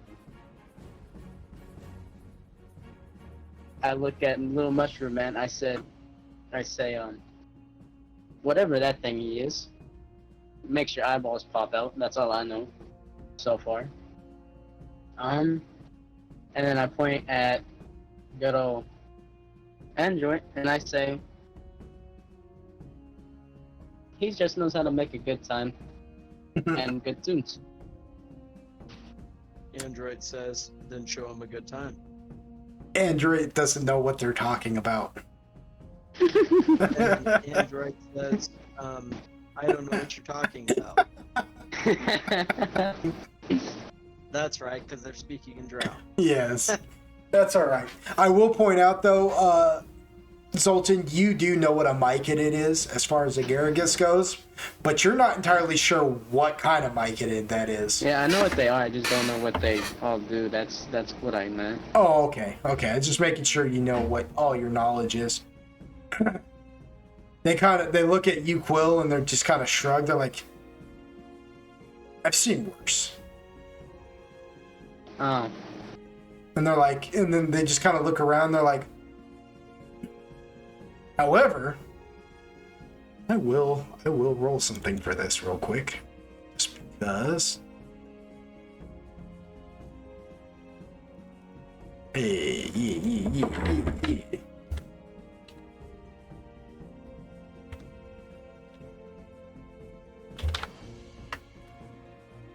Ooh. They say, however, we might be persuaded to change our minds and let you go past. I mean, you said that there was a massacre behind you, huh?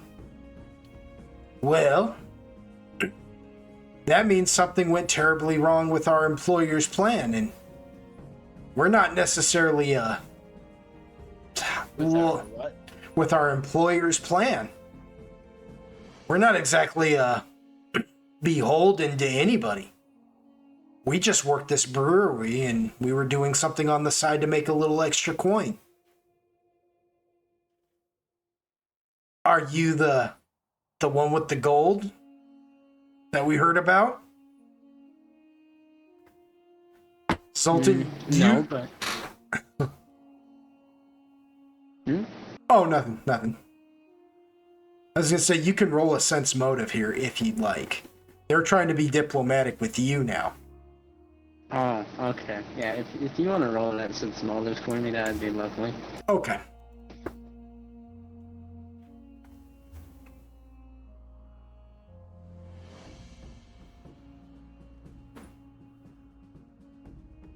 Ooh.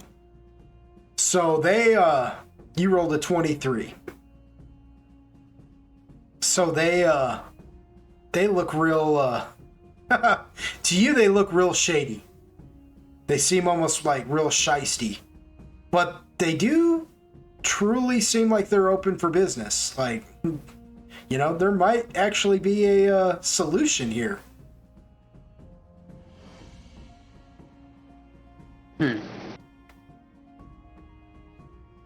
So, what you're saying is that we could technically hire you to get it, or pay you to stay out of our way while we kill that thing in there.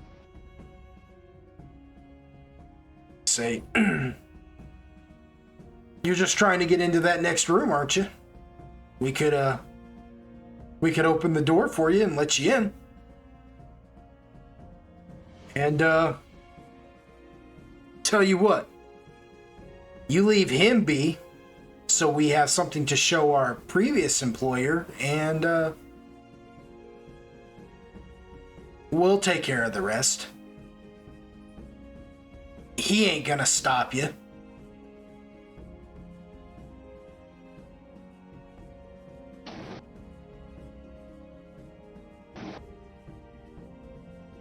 Alright. Well, give me a second so I can talk with the Toon Man over here. Well, let him know. We'll help you. It'll just cost you 5 gold each. 5 for me, 5 for my friend over here. And when he points at the other drider, he just waves at you and goes, "Hey." Hey, you guys.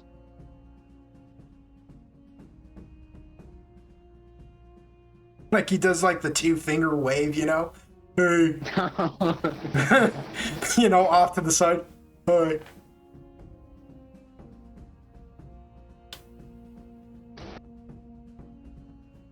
Alrighty. Well, I turned to Android, and I'm gonna relay all the information to Android. You tell Android this, and he looks up from his music kind of playing, and he's kind of listening to you taking it in. And he kind of makes this face, you know, and he says, 10 gold? Okay. And he reaches in and he gives it to you, but he looks sort of displeased doing it. Not necessarily with you, but with them, because it's like, fucking filth.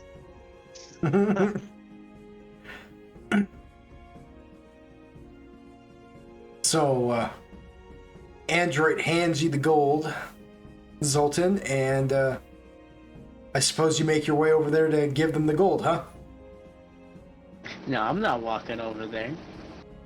Oh, you want...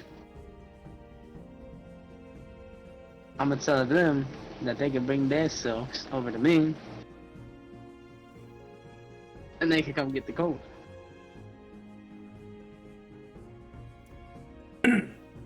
He kind of looks at you for a minute and he says, "What's to keep you from attacking me the second I get near you?" I could say the same about you. How about we meet in the middle? Alright, just one of you, and I'll go by myself. Okay, and before you go to walk into, he actually points to this spot right here. And he says, "Don't anybody step there." Run that by me one more time. He points, and I'm telling this so everybody can see it, because I know you can't control your token right now, but I'm just letting everybody know. He points at this spot right here, and he says, "Don't anybody step there." So he basically points right there. He says, "Don't anybody step there." All right, as a show of good faith, there you have it. He goes in Where? right here. Oh shit. Okay. He says, in fact, we'll help you get that door open, and we'll take you through this place to make sure that you don't step anywhere you shouldn't be. As a show of good faith.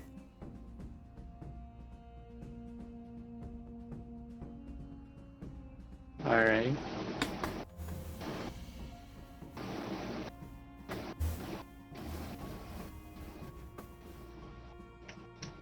So, yeah, you meet him in the middle. He meets you in the middle. And, he holds out his hand for the 10 gold.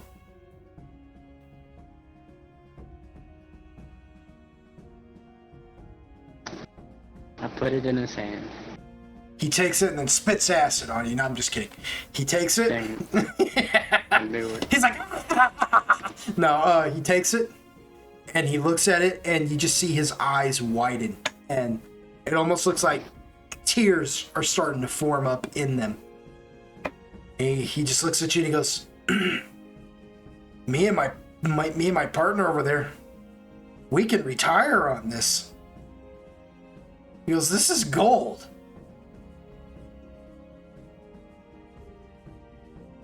He goes, just one gold coin would keep us in business for like 3 years. You've given us 5 each. And he just, like, for a minute there, Zoltan, like, as hideous as he is, and believe me, he's hideous. He's this grotesque amalgamation of drow and spider, all spinely and hairy, and just, like I said, his skin is just mutated. I mean, he is long, stringy white hair, and like when he talks, every once in a while, drool just inadvertently just drips out the corner of his mouth and onto his chin and just drips. I mean, like he can't even control that, you know? He's just this pathetic sight, but you actually see it. That's the thing. He goes from being grotesque to just being pathetic now. You know, he didn't ask for this. He is just a male drow living in a matriarchal society that does not treat the males very proper, and he was punished, and you know how that can go. I mean, he could have gotten punished for this for something as minor as accidentally serving the wrong drink. And he's just looking at you now as if like, you know, like his whole life has changed. And in that brief moment, like in that one moment where he actually looks vulnerable and everything, his expression hardens back up to that like mean demeanor. And he goes, anyways, all right. Well, we'll take you into the other room. And the one, he like goes over here to these sacks, and he starts rooting around in them for a minute, and you can see that he's uncovering something, and you hear him pull a lever, and it goes and when that happens, you hear what sounds like a door just open up like a portcullis, and he guides the rest of you guys. Like, he starts making his way to the door, and he tells you to tell your friends to follow him and to walk exactly like he walks. Do not step anywhere he doesn't step. And he also warns all of you, do not touch the mason jar, do not touch these stone jars of liquor. He says, for your safety and my own, do not go rooting around in these stone jars.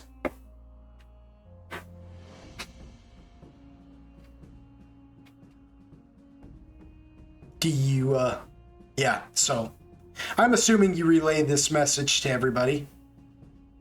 Yeah, I tell everybody. Alright, so you all follow him through this door that was once barred and now is open.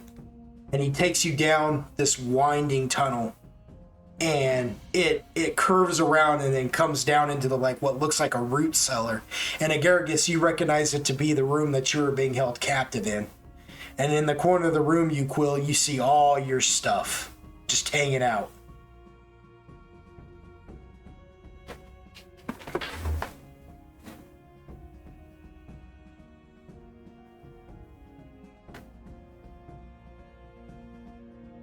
Okay, so Yeah, you kind of cut out for part of that. You said Agaricus what? Oh, Agaragis, you recognize all your stuff. Or you recognize this to be the room that you were in. That you were stuck in.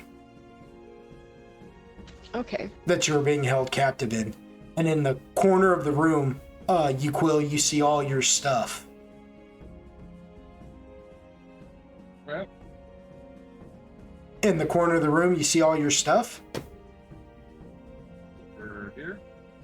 Oh, no, we're not even in here no more. These guys took you down into this, like, little room down in there. Okay. Yeah.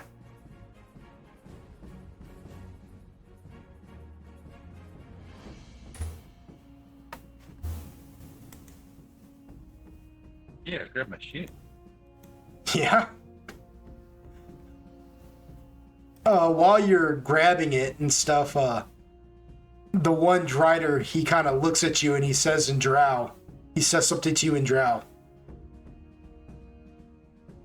He's like, if kila ghost Nirlanda.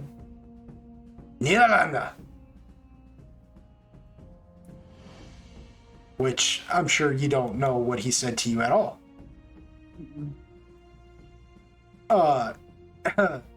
Zoltan, you hear him say it, and you hear him saying to him, if you're interested, I could take that armor you're wearing off of you right now and sell it. If you don't want it. Hold on, what? That sounds sus. No, he's just saying it to Zoltan. Or he was saying it to you, Quill, but Zoltan's the only one who understood it. I'd tell you, Quill, that he says he'll take that armor from you if you don't want it anymore. Yeah, he's on crack. Huh?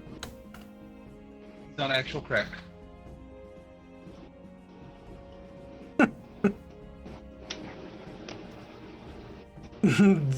Zoltan, do you say that to him?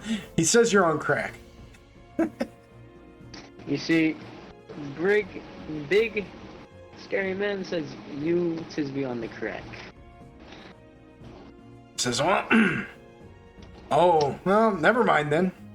I just thought if he didn't want it no more, I would take it.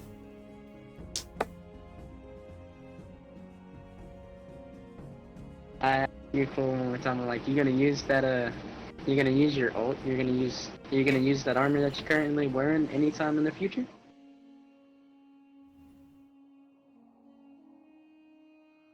Well, it's not mine to be given away. Huh? It is not his armor to be given away. I tell them that it's not his armor to be given away.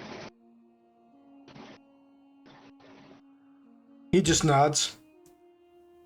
Says, all right, well, I'll see you out of the brewery so you don't step where you shouldn't. And,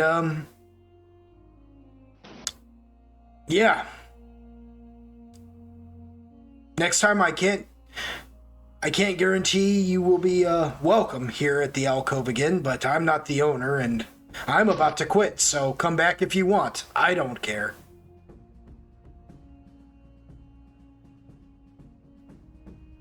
And he shows you guys the way out. and you're now back in the main hall with Yucca. Uquill, did you take the time to switch back into your regular armor, or are you still just wearing your armor and just holding on to your stuff right now? No. You know I changed. I want my shit. So, while that conversation's happening, I want everybody to realize that Uquill was swinging dong, being like, that dude is on crack. Just so you all know. This is my shit. I'm not. That's not for me to give away. No. No means no, Linda. Uquill said, "Smoke this, drink this, straight to my liver." I want you to know though, Uquill, you are now whole. You do now have your arms full of armor. Like, Okay. you know what I mean? Like you're walking around with just an arm full of armor.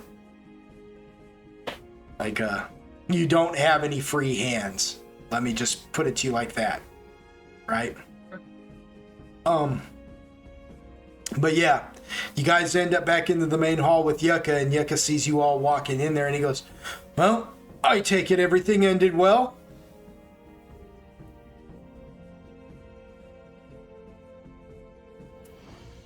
Relatively. This is good. I was worried that you might be in trouble without my expertise to back you up. Oh yeah. After all, you know, I was once a magnificent fighter. Majestic and powerful.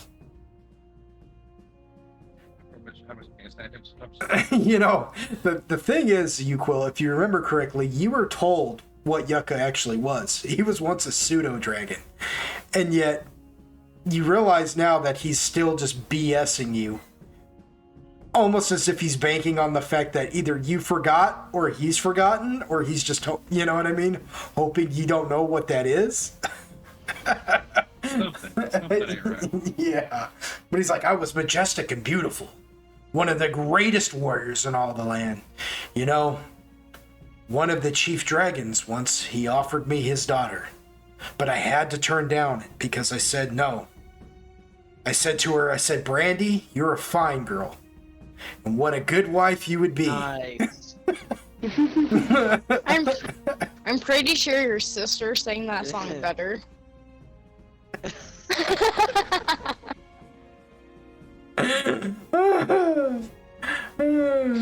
Yeah, my life, my love, and my lady is the sea.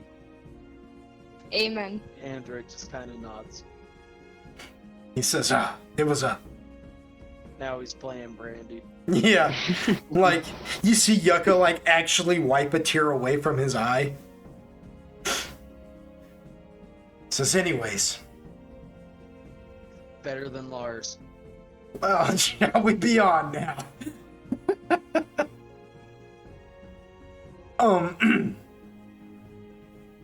As you guys come stepping out of the alcove, the one guard that did survive, that stayed behind with Shyla, who had actually made friends with Zoltan, or, you know, Zoltan was trying not to make friends with, and Shyla, they both come walking up to you guys when they see Zoltan in his elemental form, and they're looking at Ruckus and Yucca. They come running up to you guys, and then they stop abruptly, with the guard actually, like, drawing his weapons, and he's looking around, and he goes...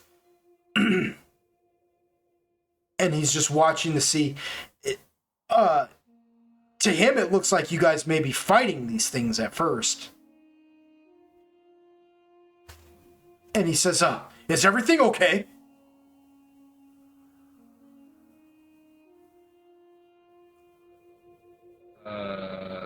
Maybe. He looks at Yucca and Ruckus and Zoltan, and he says, what? He goes, are these your allies?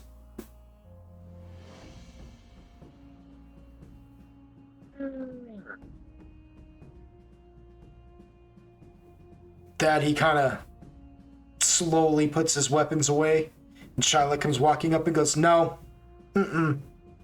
we can't go walking through town with these. She goes, I don't even know what these are. I don't know. I definitely don't know what that is. And she points at Yucca. Yucca's just kind of like, hey. She goes, I definitely don't even know what that is. And these are all unregistered, and you're going to bring a lot of attention down on us. She goes, I know our town is full of things that may look freakish to you. I know that our city is full of a lot of strange denizens, but they all, trust me, they all belong here, if you understand what I'm saying.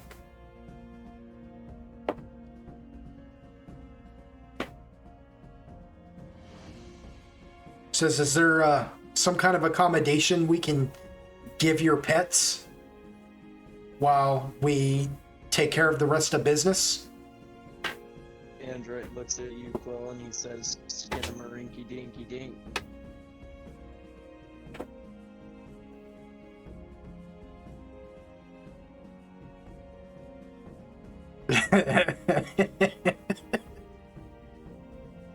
Okay. Okay. You gotta You do know it. what I'm saying. You gotta do it. You will. You're gonna have to do it. Then he does What? the Shia LaBeouf. Do it! He doesn't say it, he just does the pose. The whole crotch diamond. Yeah. Do it. Yeah, Yucca's kind of like, what is she talking about? She looks at Yucca and she goes, you talk? More than you wanted to. That one gets a laugh out of Android. Ruckus just kind of moseys on over towards Zoltan and he goes, you mind just sending me away while all this foolishness goes on? Yes, I was about to send you away. He goes, I don't. He's like, job is done. I'd rather just go back and do some hunting anyways. Yes. I do apologize for leaving you. He goes, well, if you do it again, we're gonna have a problem. I may have to eat. I may have to eat you. My pride ain't gonna allow the likes of you to disrespect me like that too many times.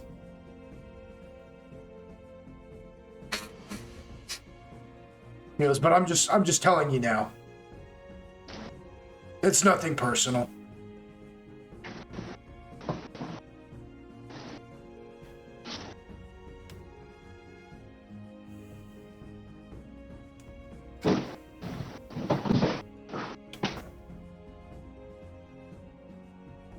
So, do you desummon him then? Do what? Yeah, I did something. Okay. Tell him bye bye. Tell him that all that stuff. Oh my gosh. What happened? I couldn't begin to tell you. Yeah. I'm just gonna assume he said that he desummons him. So then Shiloh, Yeah, I heard that much. yeah, so Shiloh watches the Icewind Elemental like hold out its hand and summon a portal that leads into what looks like a whole other place. It looks like a jungle and everything in there, and she just watches as Ruckus jumps through it and the portal shuts. And she goes, okay, now, what in the nine hells is even that? Nice. Can I please just say I'm Batman? Just this once. Just like I'm Batman. Yeah, you're allowed to play as much D&D as you like.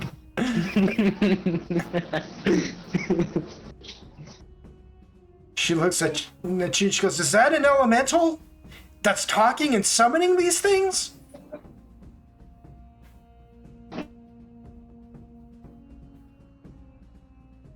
She goes, what happened to the drow? The half-breed? Where did he go? He's looking at it. she looks at him and goes, "Oh, well, you're gonna have to get rid of that, whatever it is you've done. That's not gonna fly here in this city. I'm telling you right now, you're gonna call all of Law's fury down upon us." She looks at Yucca and goes, "And you are gonna have to shoo, or whatever it is you do. Can he open up a portal for you and send you away too?" Yucca says, "No one puts baby in a corner." No.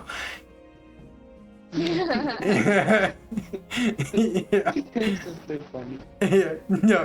Nice. Yucca just says, "No one. No, it don't quite work that way." She says, "Well, we're gonna have to do something here because we can't bring this through.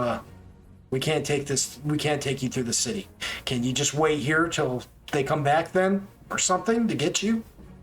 She goes, "Well, no, we can't even do that." She kind of pinches the bridge of her nose. She doesn't kind of do that. She pinches the bridge of her nose and she goes, I am gonna get fired."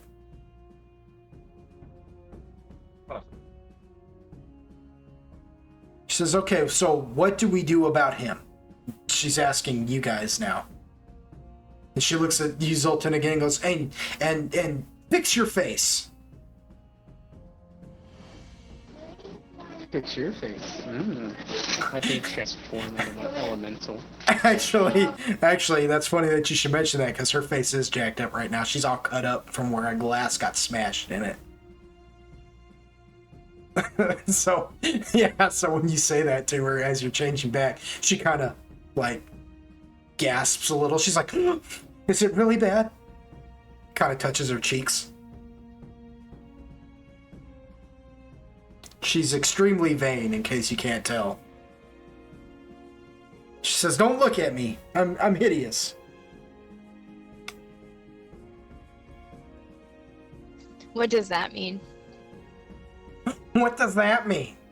The train goes backwards through the tunnel. Yeah. When Agargus says, "What does that mean?" she just looks at you, Agargus, and goes, she looks at you and goes, The fucking Sphinx. "Yeah, it's exactly." She goes, "You can talk?" Mm-hmm. She goes, "How do you have that voice?" No. I was taught. I'm a liaison. Welcome. And she bows. "Welcome to the fair, Drow City." Kind of chuckles, and he says, "You sound like Sebastian." She says, "Welcome to the fair, Drow City. I did not know you could talk, or I would have offered you proper accommodations." Agaricus just kind of like looks around at each individual person around him, like, "Yeah, this is what I get every time." She goes, "If there's anything I can do to accommodate you, just let me know while you stay in our lovely city." "I apologize humbly," and then she bows. She gives you like one of those like cross-legged curtsy type things where she bows real, letting her arms, slowly slink out from her sides as her wrists twist, and she just and bows real low, like lower than you even thought that a person should be able to get. She can just bend like that, all except you, Quill. Yeah, she better. Yeah, you, Quill, knows she bends, but he knows she's. He better bend. Yeah, he knows she's jointed, and she just double jointed. And then we've all reacted that way. It's okay. And then she stands back up and she goes, "Okay, so you have to forgive me. I've had a very trying day. But I need somebody to tell me what we do about..." And then she just looks at Yucca, and Yucca goes, "My name is Yucca." And she goes, of course it is. Yucca.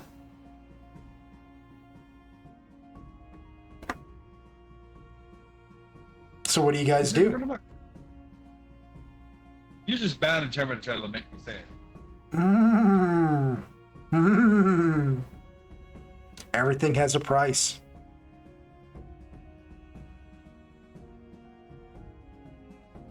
Just do it, you Quill. It's called character growth. You know, I will not do it. Like,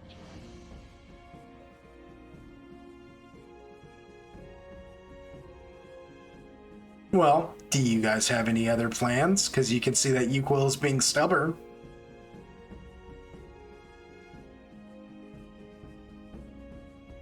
that ass, but Because she absolutely cannot take Yucca through that town, through the city.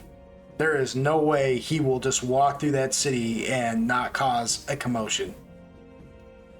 Is Uquill the only one that could say the magic words? He is.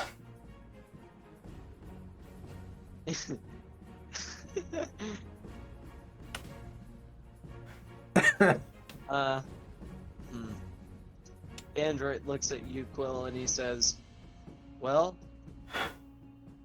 you know, if I thought it would work out, I would put Yucca in my bag of holding.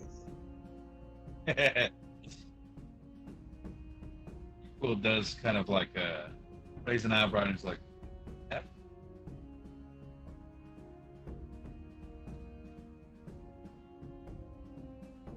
That what? Kind of fights. Do what? Sucker fight me! What are you saying? What are you even saying right now? Just cut out because you were being quiet for dramatic effect, which I get, but your mic also, cut it out. Let me say it clearer for you to hear. Thank A you. suck upon a fat cock. No, but what did you say before that? I got that. I'm looking at shit, boy! Oh. What are you looking at? Your mom, motherfucker! Oh yeah? Tell her hi. It's not gonna say the words. I'm not gonna say the words. So what do y'all do? Because y'all gotta figure something out. I mean, I've got rules that I'm bound to here. I will shove him in my bag of holding. I mean, I mean, He won't like it. I don't know where he's gonna go. Okay. Yucca just looks and goes, fine. And he starts walking forward to the bag. And as you open up, huh? Android's gonna be like, I don't want to do this. I don't know where he's gonna go. Living creatures. Fine. I think this I can tell. Living creatures in my bag of holding do not typically come back out. Elsa is the exception. I'm just warning you. Eat my ass. When Uquill does that, Android just gives him this look and then shoves his bag over Yucca, like, kind of indignantly, like, you know what, motherfucker, fine. Yeah, so as you And open he up, just, like, dumps him in it. yeah, the bag just stretches, and just sucks him in. Yucca's like, hey, what is that? And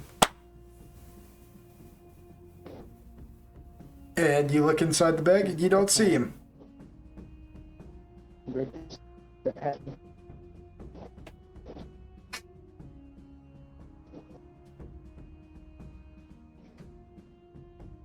Very interesting.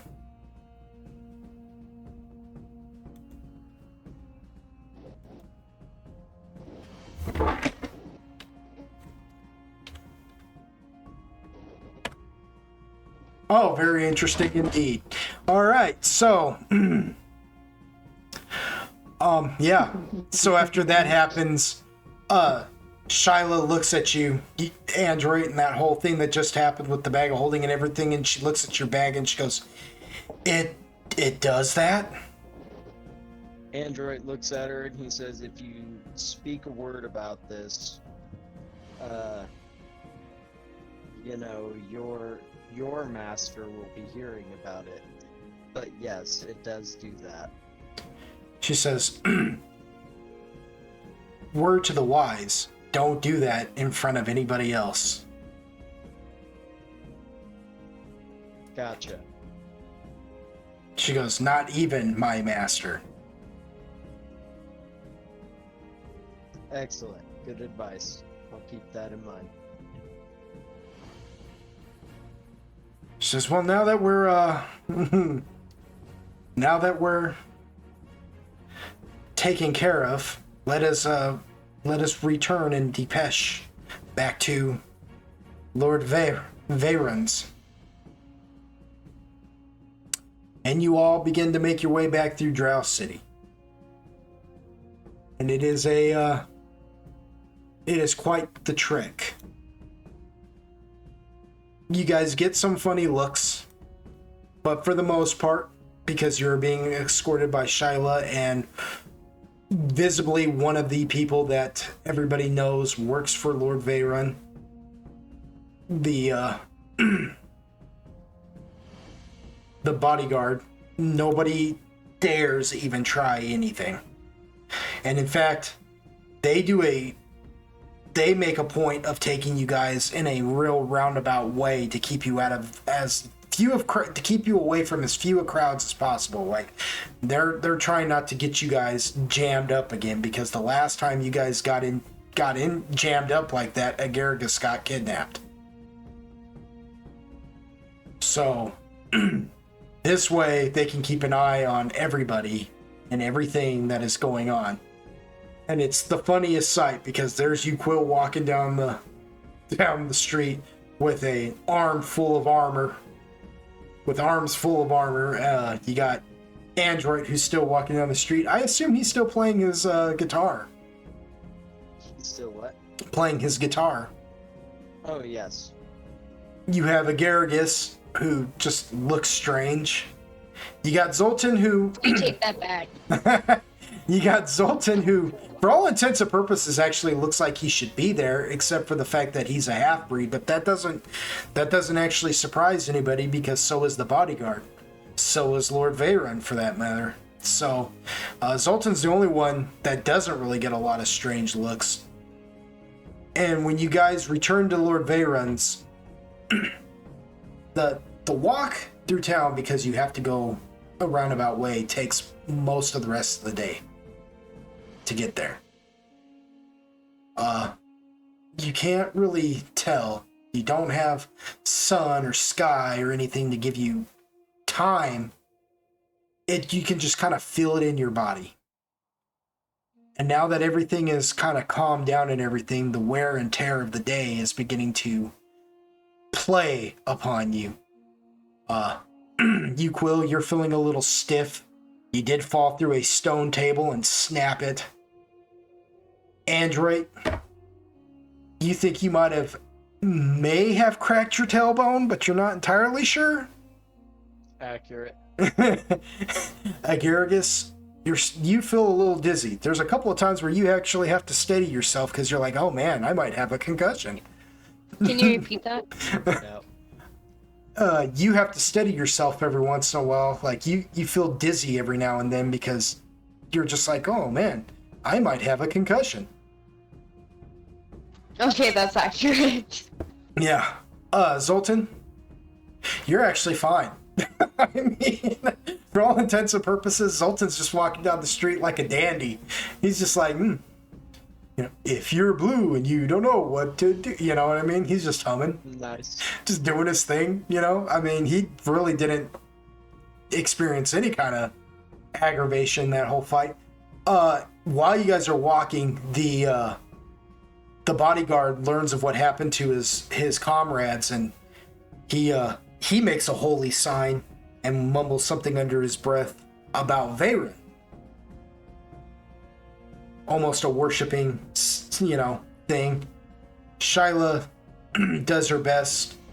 At one point in time, she actually stops by like a cart that's selling like different silks and scarves and things like that, and she just snatches one and wraps it around her face.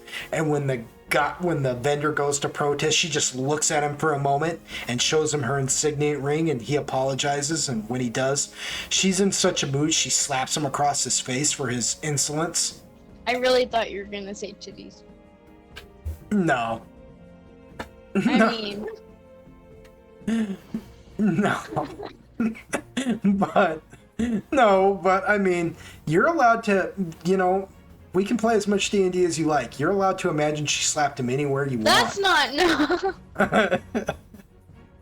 You do you, boo-boo. Anyway, so she wraps the scarf around her face to hide the fact that she's all cut up. Honestly, it's just like a few scratches here and there. I mean, it's not bad. Even with like the few cuts that she's got like on her chin and on her cheek and here and there, you know what I mean? Like, she's still pretty striking. But because she's so vain, she wraps her face up and does her best to just kind of stay out of everybody's sight as you guys walk. It's when you start getting closer to Lord Veyron's, you get a smell in the air. There's a certain waft, if you will. And you don't really have to roll anything for this because everybody knows what fire smells like, especially like a campfire. But this is a little different. It's not so much a campfire as much as you just know that something is burning. And it's not like you're smelling something cooking or even something as minor as a campfire. There is Can you smell what the rock's cooking? Yeah, there's Sorry. there is a shut up. Anyways, there is a definite fire going on somewhere. And as you guys get closer, you realize it's Lord Veyron's. His estate is on fire. That's no good.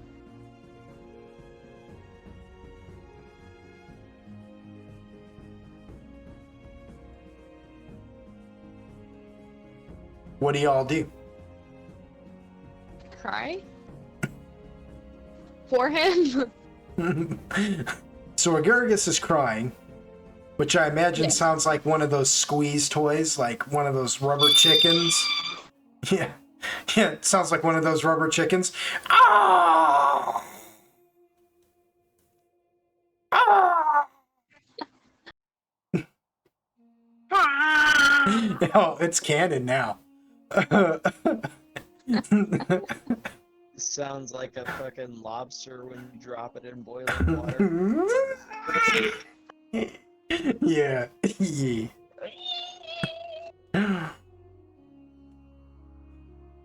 But yeah, you can see that Lord Veyron's his estate is on fire, which it's made out of a stalagmite, so I mean it's stone for the most part. So really what you're seeing is this jagged stone structure that has windows spiraling all around it in different places, and the front door, and fire is just billowing out. Fire and black smoke is just billowing out the windows and the door. So it's on fire from the inside, more than the outside. Which I guess you could say all buildings kind of do that, but you know what I'm saying. Like, the whole thing the whole inside could burn down completely, and the structure itself will still be there.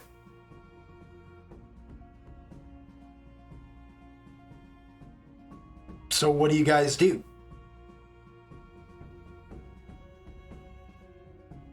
Yeah, Android.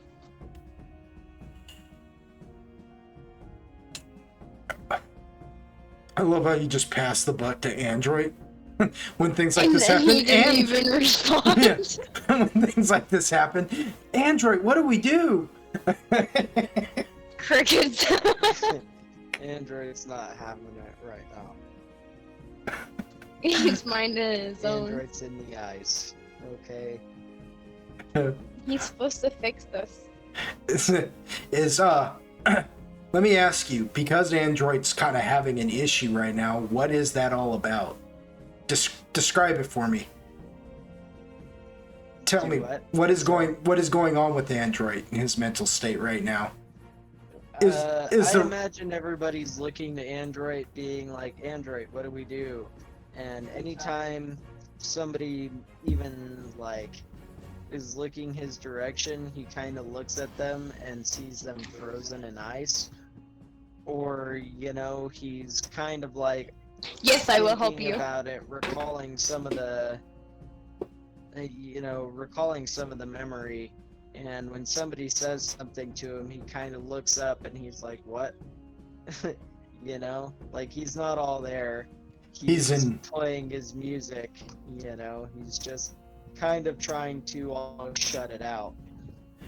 He's envisioning, like, so basically, like, at one point he gets a flash of basically the thinnest, sharpest icicle you've ever seen being stabbed through his nipples, and then twisted around. Oh no, that's what's happening. Yeah, that's what happened. You know, because if he's remembering some of the torture, that's one of the things that weird fantasies. You don't know Levistus. You don't know. I'm just staying true to Levistus. This isn't me. This is not your DM, all right? Your DM wouldn't have done this to you. I doubt. Levistus, however... I feel like he gets off on it. Levistus, however, he's a whole different cat. All right? No, you have to understand. Sure. It ain't me. Listen, that ain't me. I wouldn't have done that. Okay, Selena Gomez. If I could have... Damn! Shoot. I'm gonna go stand in front of a mirror with my shirt. No, okay. You have to understand something here, you know, that's Levistus. If it had been me, the DM, you guys would never go through any kind of torment. Because I love you all. I just want to, like, gather you all up like a mother hen, you know, and you know, but Levistus, however, he sticks icicles through people's nipples and then twists them around, you know, till they do what he wants.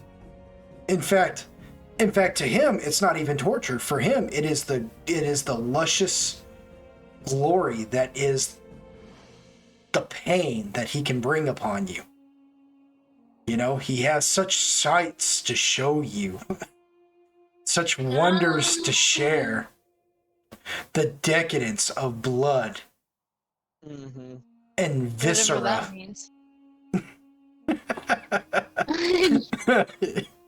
But that ain't me. That ain't me. Sure. So yeah, that's like one of the things They don't know me, son. Yeah. They don't know me, son.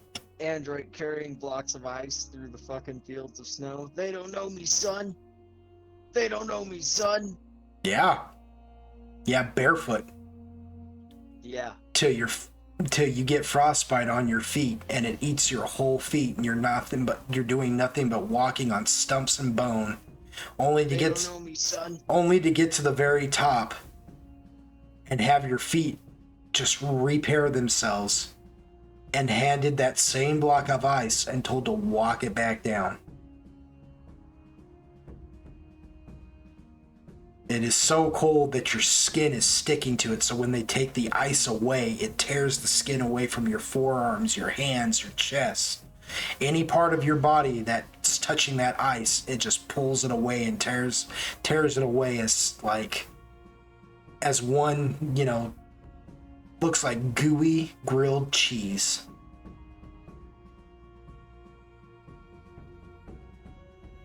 And the whole time Levistus is saying, glorify in this pain.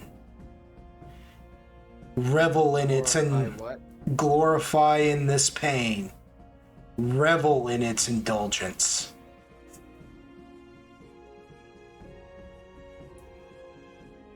Yeah. Nice. Mm-hmm. My grilled cheese feet. Yeah. So it becomes clear to the rest of you that whatever happened to Android back there kind of messed him up. So what does the rest of you do about this situation? Shyla's freaking out. She like instantly tries to like run towards the estate, and the bodyguard is like holding her back, saying like, "Calm down, woman."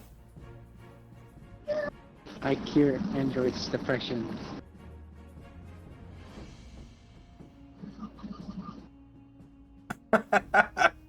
Huh. So How how? do you intend to do that? Do you restore my insanity? I don't know. I think I should have a spell that says create water. I think I have one left. I'm not 100% sure. Sure, I'll look. With that, and I should have the spell that controls water as well. If you want to look at that, see if I have that one as well. Sure. Create water. I don't remember what level it is, so it'll take me a minute to find. Oh, it's the very top one at the very top. Okay.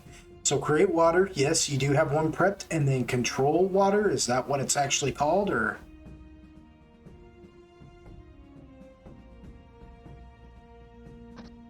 Yeah, something like that, I think. Oh, okay. Well, there's quench.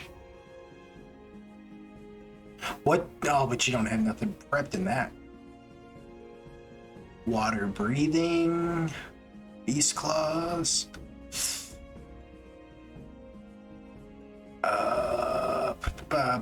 Yeah, control water. You sure do. It's a level 4 spell, so, and you got them both. So you want to do that? See, senor. Okay, so that takes care of your control or your create water for the day. Till you prep it again, and you're oh, where'd it go? Where'd it go? Oh, and your control water's gone now too. Okay.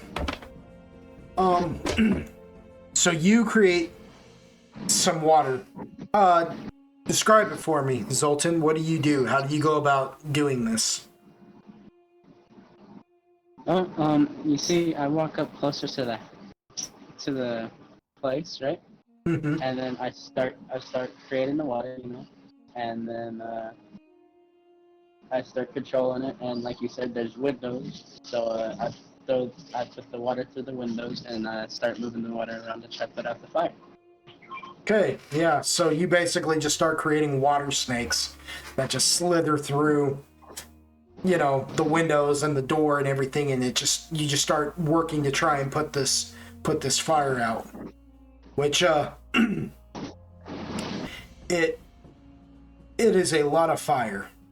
And it's not like you made a tidal wave. Like, create water is a very limited amount of water that you actually create there, if I'm not mistaken. It's not like it creates like an Olympic-sized pool of water, right?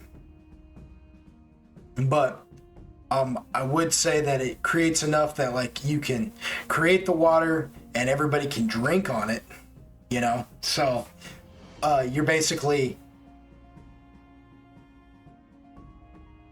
focused as hard as you possibly can to snake this water around and hold it and control it so you don't accidentally let it go out or let the fire put it out. You're trying to keep it held. I'm gonna make you roll a concentration. I'll roll it, of course, but I'm gonna make you roll a concentration because what you're doing is quite the feat, if you will. All right.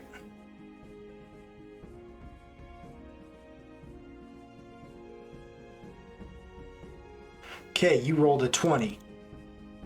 So your nose begins to bleed. And, you're feeling short of breath, but you do hold on.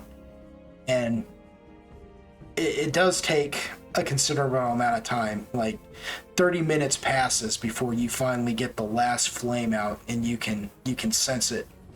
And you finally let go. And you're exhausted, to say the least. And that is an actual thing. Like, you are actually exhausted. And which does mean when you are exhausted,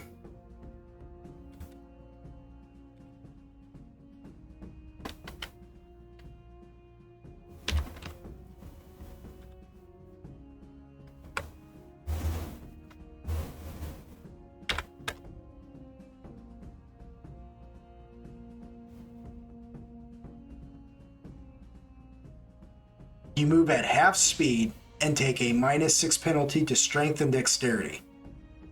After 1 hour of complete rest, an exhausted character becomes fatigued.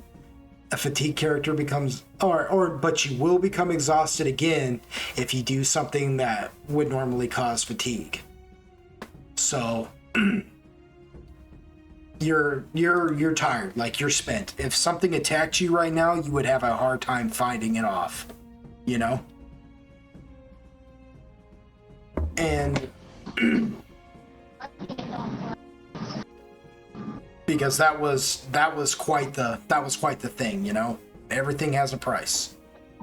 But you guys watch as Zoltan stands there and does this, and his nose is just bleeding, and when he's done, he almost collapses right then and there. And as you're kind of falling forward, Shyla actually steps forward and kind of holds you up a little bit, you know?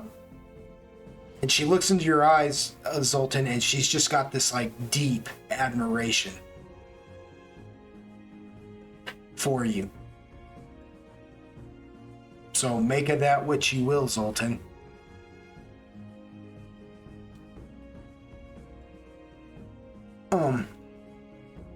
So what does everybody else do? Boy, you guys are being quiet tonight. Hopefully she doesn't look me in the eyes. You ain't got no Sorry. eyes. How can I see? You know what? I don't know. I don't even Yeah, me neither. I don't even understand you. And I'm the DM. Real fucked up. But yeah, what does the rest of you do?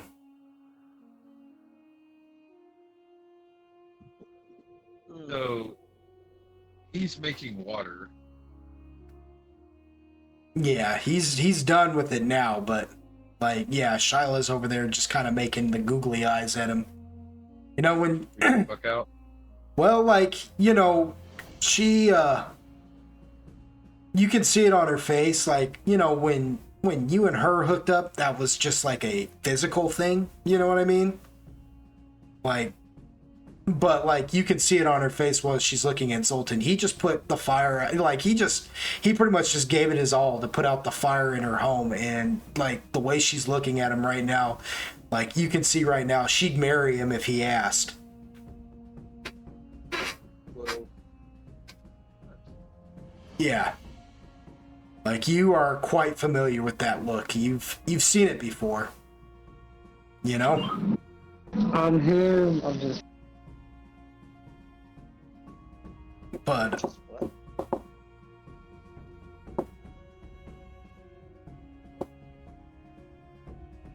what are you all doing?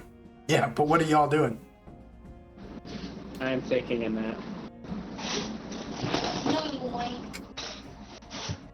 that is my line. Find your own. Yeah. Android votes for Pedro. Same. So what are our current options? Android's evidently like out of there now. Yeah, something happened to him back there that you're not even aware of. But he hasn't been the same since you guys left the alcove.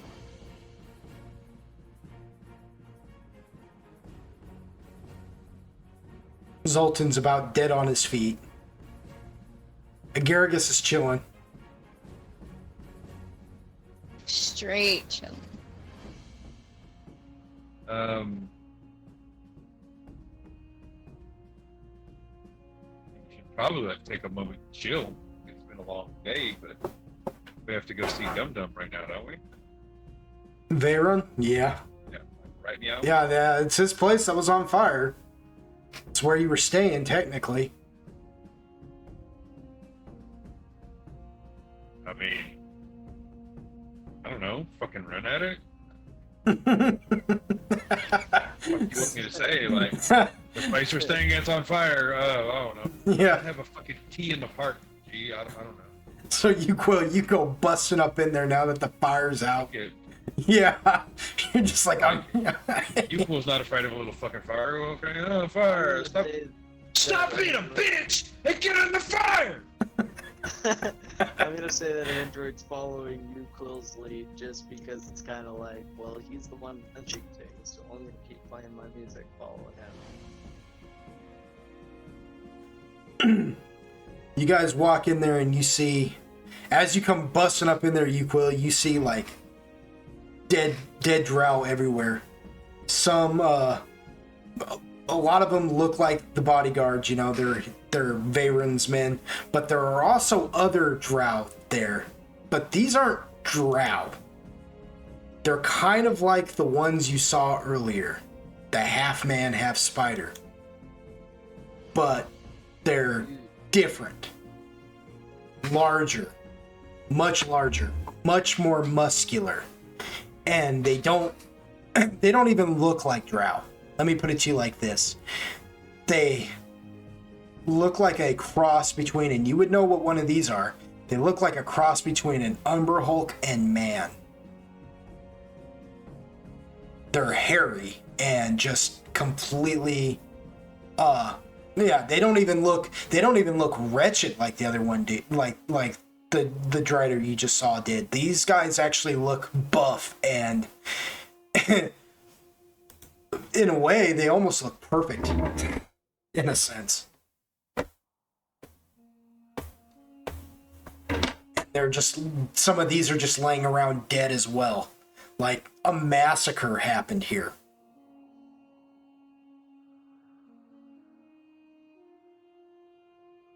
And these things are large. I mean, extremely large. Like, we're talking like, bigger than Yucca. There's, amongst all like the tons of the freaking dead drow, there's only like 3 of these things just lying around dead. What do you guys do?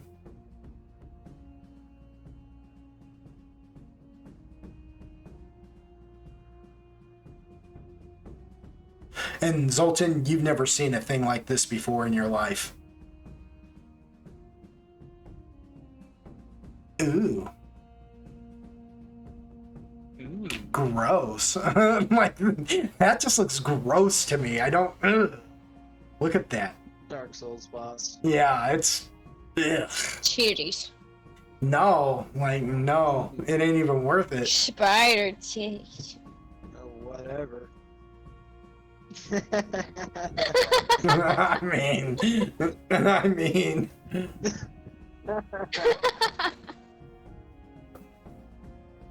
Oh my. It feels like Devil May Cry.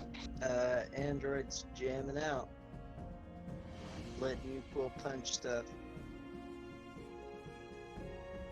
As you guys are looking around, you see a group of the drow come walking down the stairs, and they're surrounding Lord Veyron. And he's walking down the stairs. He looks singed.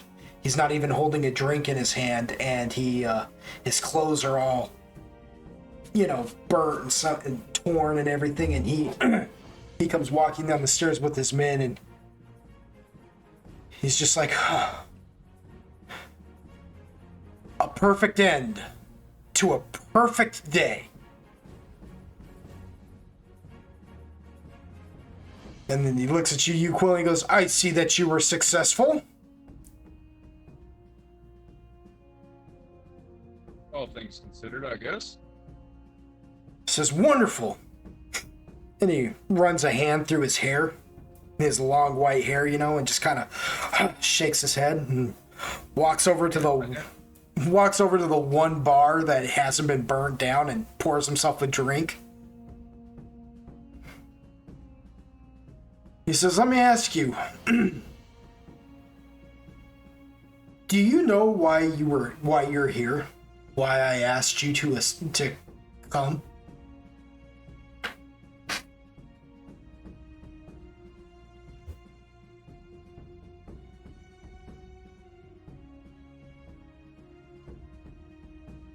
Oh, well, did I cut out again?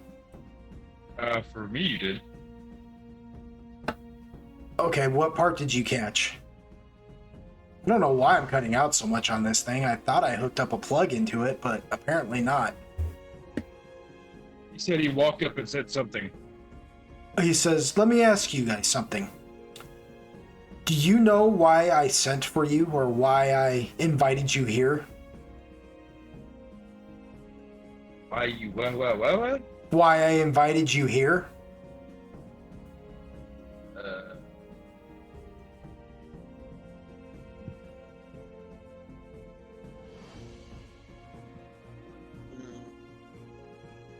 Like, as into, like, the white, like, just here in general, or your house? He kind of half... Yes, sir. He kind of half smiles for a minute and he goes, the thing I asked you to come and assist me with, that I hadn't informed you about, have you somehow figured out why you are here?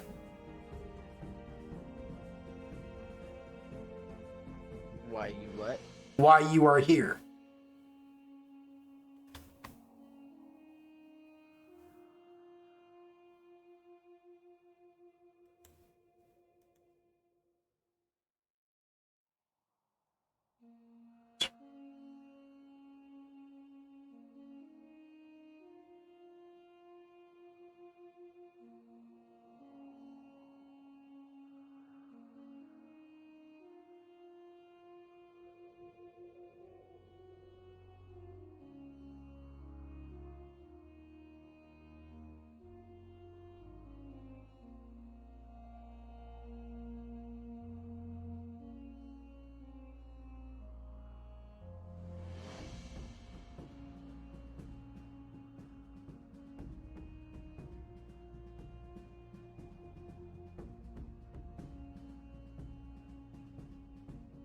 All right, I'm back.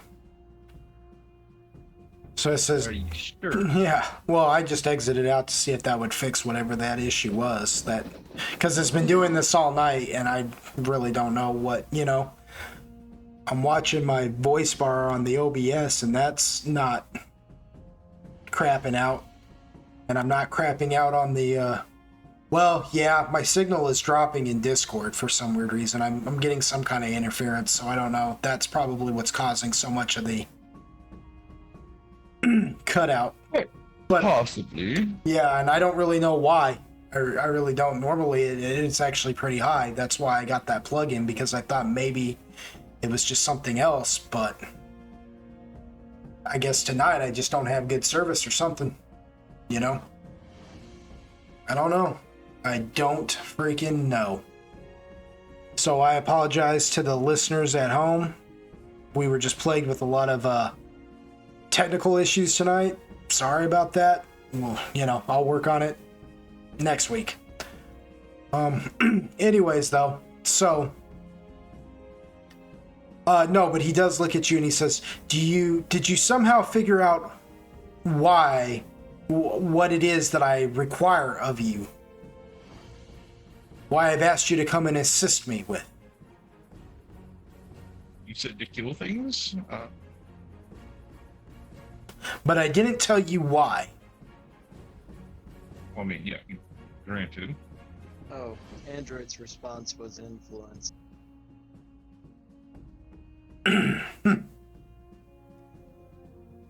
He goes, strange. Because somehow, well, I suppose there's no point in sugarcoating it now. I was going to have you help me assassinate my brother. And somehow, he found out. And I'm just curious as to know how he did that.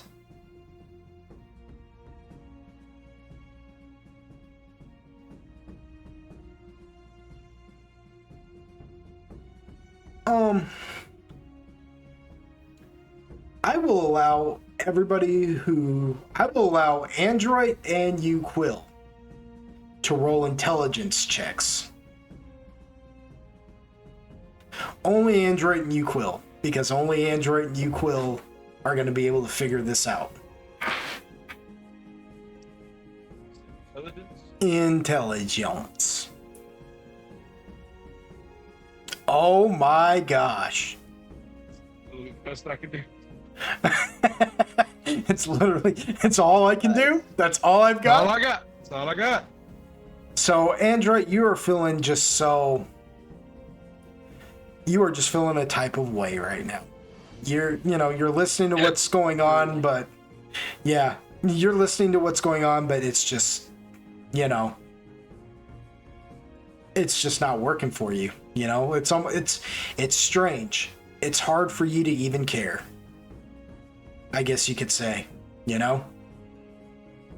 You, Quill, you, however, are listening to all this, and you get to this, like, you see androids going through something, and it dawns on you, oh crap.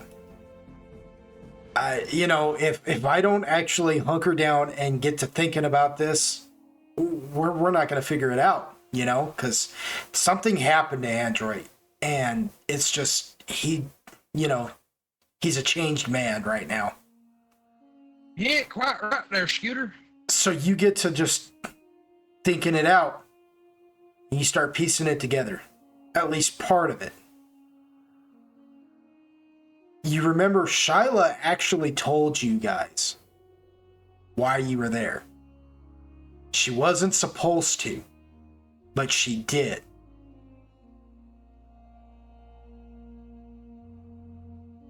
Oh, fuck, I don't remember what the fuck she said. She told you, she was the one that told you guys when you guys first got your armor stolen, and when you got your armor stolen and everything, and you guys were out there, you and Android actually cornered her, and you were like, no more bullcrap. Why are we here? And she's like, I can't tell you. Yeah. We're supposed to go kill the brother because the thing with the thing. Oh, fuck. Because he's creating abominations.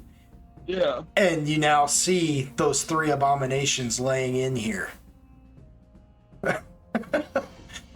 Like everything's starting to come together. The only thing you can't figure out is, yes, you do know, and she swore you to secrecy. She said if you let Vera know that, that she told you this, it's going to be a lot worse for her, Yeah. So, sort of in your ignorance for a minute there before you started piecing this back together, you were covering for her without really realizing it, but now you do realize it, so, like, there's that.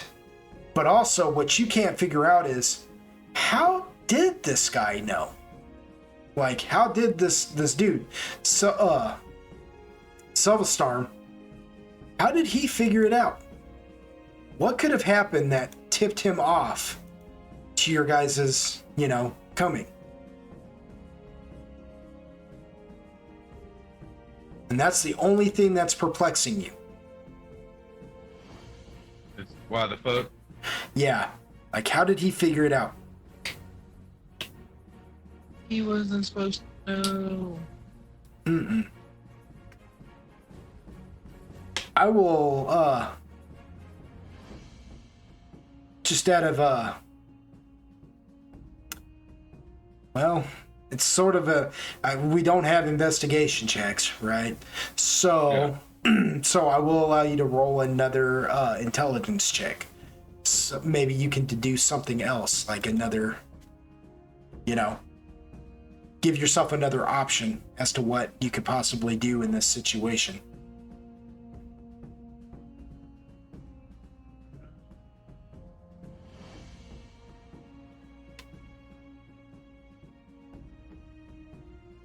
He's stupid. Yeah, you're just like, Use all the brain powers. like, somehow, like, knowing tipped this guy off. You don't know how, but you just got that gut feeling, and you're good about following your instincts, and your instincts are telling you that somehow you and Android knowing this somehow tipped Self-Storm off. And I'll tell you this right now, you don't think it's Shyla. You don't think it's Shyla. Like, something tells you that if Shyla had tipped him off, the bodyguard would be in on it too, and there was way too much that happened to, you know what I mean? But beyond that, you're just kind of shrugging and being like, I got nothing. Like, Thanks, cuz.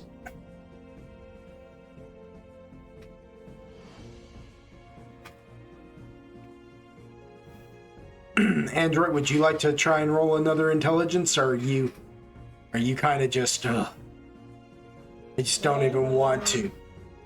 I suppose so. Oh, look at that. So you get to thinking about it. Like, you're just so tormented with all these thoughts, and you feel like you're getting, you feel like you're starting to drown in them, you know? You feel like you're being stuck in a landslide, if you will, you know? Nice. And, Shout out to Stevie Nicks. yeah, and Brought me down. so you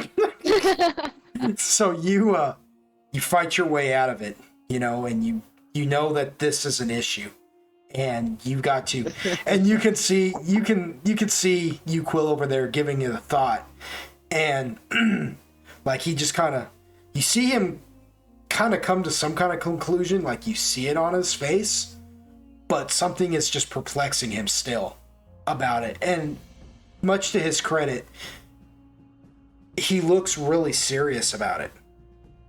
Like, he's given it some real thought. Like, he's not allowing himself to be that typical carefree, you know, oh, you know, I punch it in the mouth, you know, problem, I punch it in the dick. You know, he's actually, like It kind of draws Android out of it. Yeah, he's being the Quill you know he can be. Yeah. You know what I mean? He's being the Quill you know he can be. And I saw my reflection in the snow-covered hill.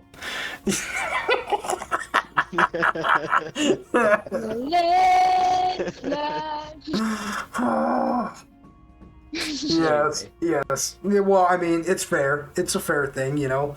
You Quill with that expression on his face, he looks older, you know, and to you children get older.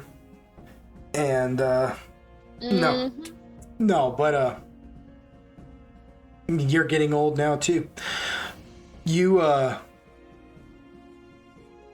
pull yourself out of it and you get to thinking about it, and you decide that the best thing right now is to just ask you Quill what he's thinking. You know, you decide, well, what has he figured out, you wonder? You know, because you're so tired of thinking right now that you just kind of want to jump out of your own head and just listen to somebody else talk for a minute to get away from your own voice, which isn't your own voice. Oddly enough, right now, the voice in your head doesn't sound like yours. You know what it sounds like? Sweet nothings. It sounds like the shadow of my voice. Sounds like my Gingy drink. It sounds like somebody who's telling you of the glory and pleasures there is you know, yes. It's a shadow self, to be sure. And so you do. Okay, yeah. Android asks you, Cool, what he's thinking. Fuck this shit, I'm out. Something smells fishy. It's not the girl I fucked.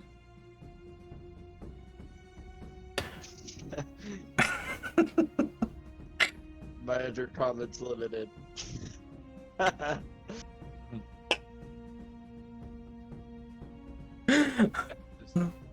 Something ain't right here, boy, and it ain't, it ain't the itching in my drawers.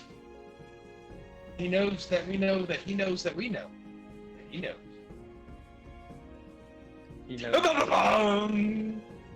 He knows that we know something, and we're being, You know. you know. Who knows? No. Well, I'm going to say because Android also speaks Undercommon, you're able to decipher everything he's saying to you right now. And that leads up to that one point. Like, well, then how do they know, right? If just you and Uquill knowing somehow tipped off Soulstorm, then how? Android checks his shadow. Roll a spot for me. With the chicken strips. Oh. Oh! I just stretched and I think I pulled something in my ass cheek. You Right don't. in the ass cheek. You don't see anything in your shadow. Bitch, I said in the ass cheek. Well, he doesn't see anything there either. Android checks Uquill's shadow. He sees the crevasse. Roll another spot. And fill it with your mic. Okay. Yes. Yes. Say more. You don't see anything else in Uquill's. You don't see anything else. You don't see anything in Uquill's shadow. Both your shadows are blank. So you get to pondering it some more. And it dawns on you. It's because you had the knowledge in your head. And your head has just recently been robbed.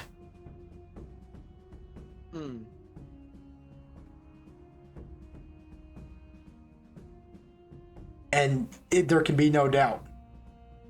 You're not even sure who this Aharak really is. Like, you know, you didn't really meet him. You just met his crystal, you know? Right. But that's the only answer it could be. Aharak knew why you guys were there. And, you know, he's a shrewd person. You know what I mean?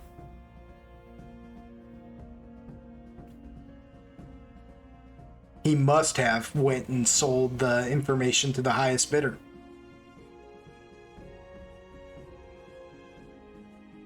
Which has taken away your guys' element of surprise. So I think you did. Yeah. who did? You. Do what? Oh, No. You think I did? No, I know. I just I didn't realize there is a lot of criticism coming from this side of the room right now.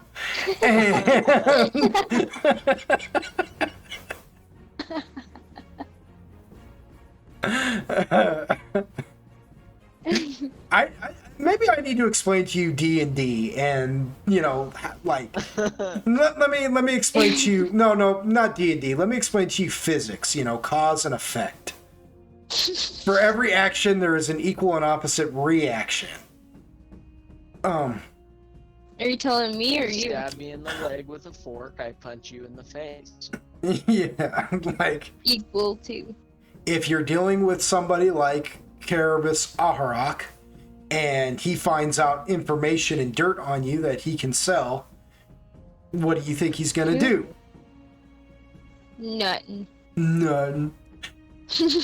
That's So not how. if he does that, what does he think we're going to do? Oh, I figured out already what you guys what you're planning on doing to him once you Nuh-uh. find him. Oh yeah. You don't know us. They don't know us. They don't know me, son. They don't know me, son. They haven't dealt with a villain like this in quite a while. They haven't dealt with a. Last one they met was a man by the name of was an orc by the name of Bahaktru. Bahatru had a way of sneaking up on them and causing them issues as well. Don't cite the deep speech at me. Yeah. I was there when it was written. I knew it. Carabas is a different level of bad, as you can see. So yeah, you have figured it out, Android. You know what happened. But the only way you're going to be able to tell this to you, Quill, is to tell you. Do it in undercommon. Is to tell you, Quill, what happened to you, which you haven't told him yet. And whatever you choose to tell him, that's up to you. You know what I mean? Like, I'm not saying you have to tell him everything. This is your character. You play as much D&D as you want, but you're gonna at least have to tell him that if you want to. Okay. Android is going to relay this to you, Quill, and he's going to make sure to let him know that he got, finger banged in the mind. But when it comes to, dragging up repressed stuff, he's gonna be like, he's not going to tell him the gross details of it just because, it would take time. He's just gonna be like, and he brought up some stuff that I didn't know or didn't remember, and that's the thing of it. But in any case, I think it's this.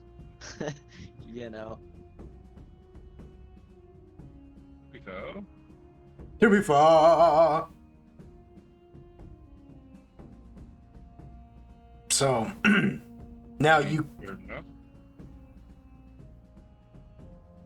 do what? I'm sorry, I was cutting you off. I didn't realize you were going to talk. Go ahead. You was just like, fair enough, I guess. You get the look at her.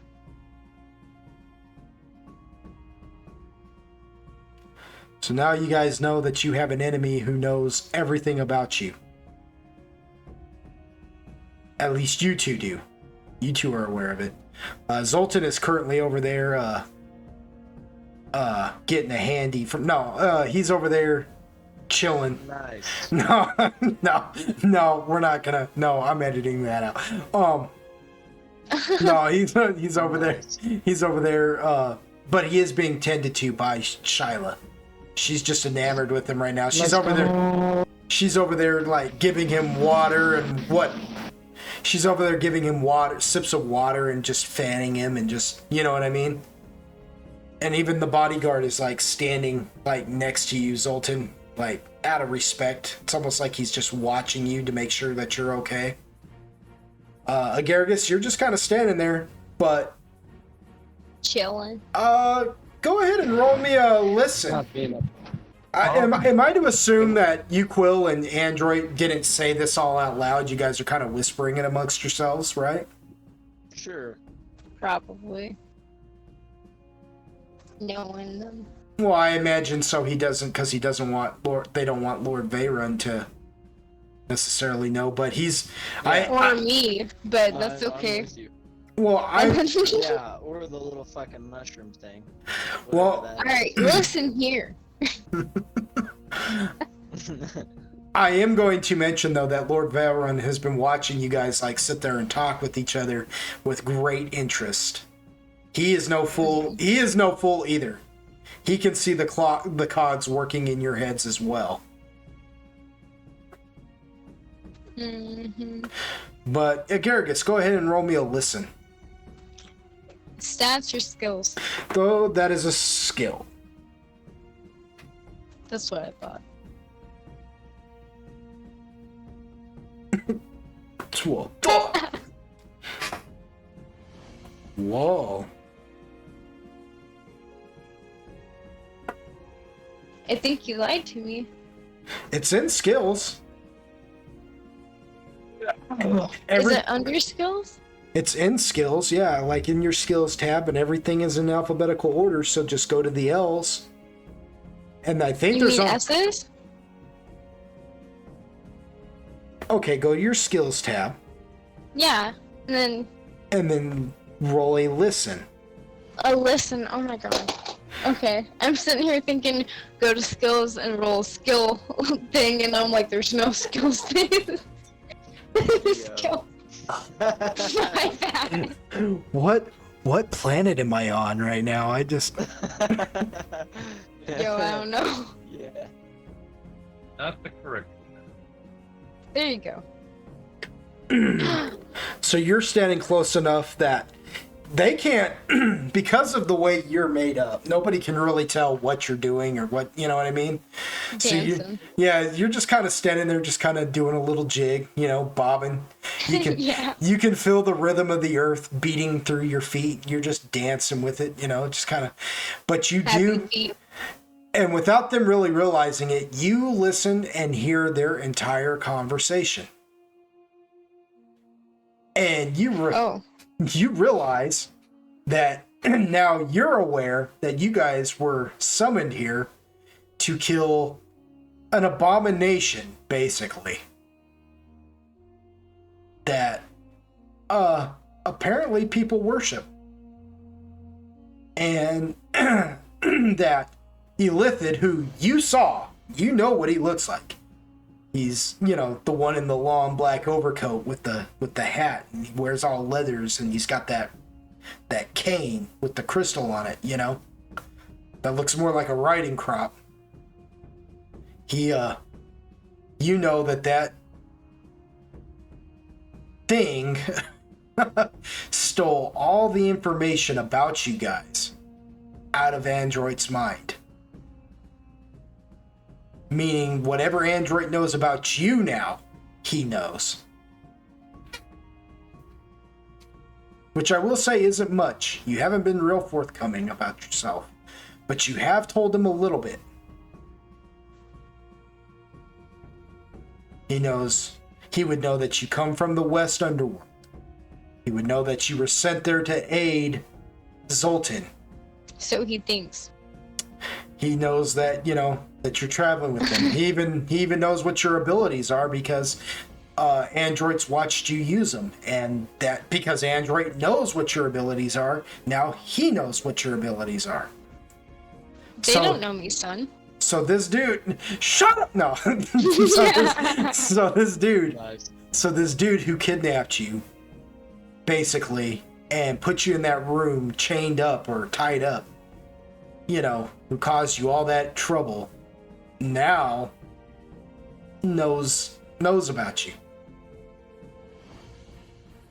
He knows your name. He knows where you're from. He knows about you. And what he doesn't know about you, he's at least got a lead should he want to investigate more. And that's the thing about it with all of you.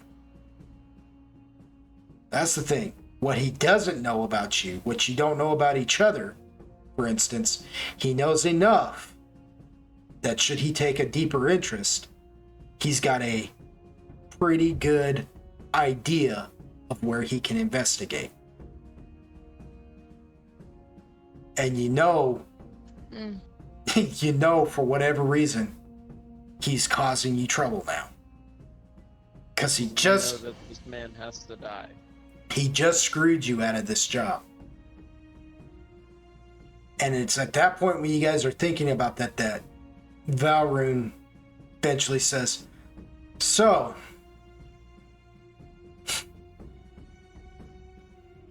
I guess it goes without saying that this whole operation is shot. My brother wouldn't be stupid enough again to try and attack me like he did this time. The only reason why he even got as far as he did was because I wasn't expecting it coming. And believe me, the irony is not lost upon me about the whole matter. It was supposed to be me who blindsided him. I can tell that you know something and you don't want to tell me. out of respect, I will allow you to keep your secrets. Save for one. Give me an idea of how my brother found this out. Just an idea.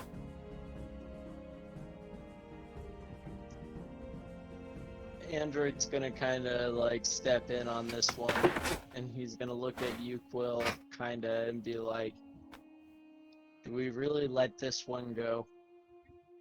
You know, like this guy kind of made us look like little bitches on this one. Do we really let this one go?" I mean, you know my thoughts on it. Ain't nobody made me look like a bitch except me. He half smiles and says, "You still want to attack my brother?" Mm-hmm. Android's gonna be like, "If we tell you everything that we know about the situation, do you think you would be able to formulate a plan where we can see this through and also curb stomp the illithid that made this happen?" Says, "So it was an illithid. Do you have a name?" He did. Android nods. He says, "I believe so." Give me his name. Well, Android kind of tells him, you know, the situation. You know, and he is not going to be as forthcoming about the details about you know, what he went through as he even was with you, Quill. He's just gonna leave that part out. He's just gonna tell him what he needs to know, you know. That Carabas took the information from your mind? Yeah, you know, what we went through, what happened while Android was on the balcony, and what he knows about the situation. But only the details that pertain to the situation, you know. So when you tell him that, he goes, "Who told you that you were here to kill my brother when I did not?"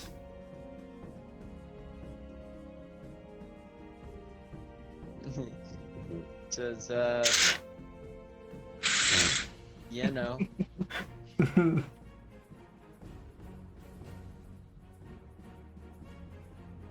He just kind of straightens up for a minute and he goes, and then gets a smile on his face. Like, it is an extremely pleasant smile. In fact, it is so pleasant that it's almost unnerving. He says, "Never mind," and he holds up a finger.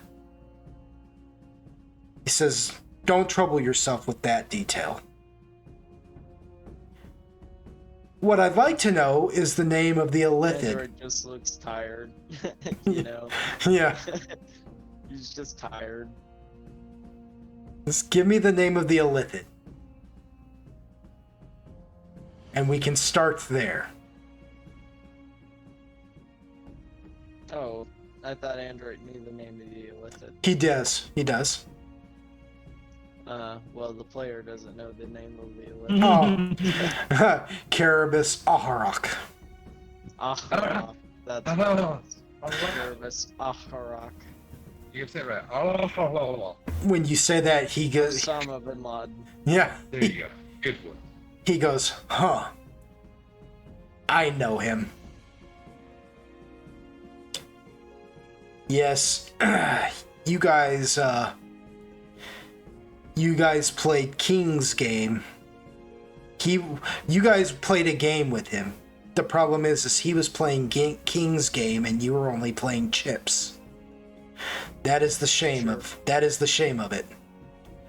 Don't feel embarrassed about it. Aharak is a very shrewd illithid indeed. And quite dangerous. I'm actually surprised you walked away with just that.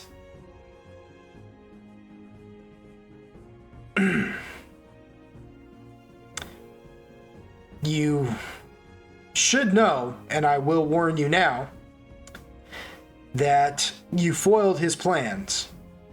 He was probably banking on making himself somebody of importance here in Drow City by ransoming that for gold. You know, just a little bit of gold goes a long ways down here.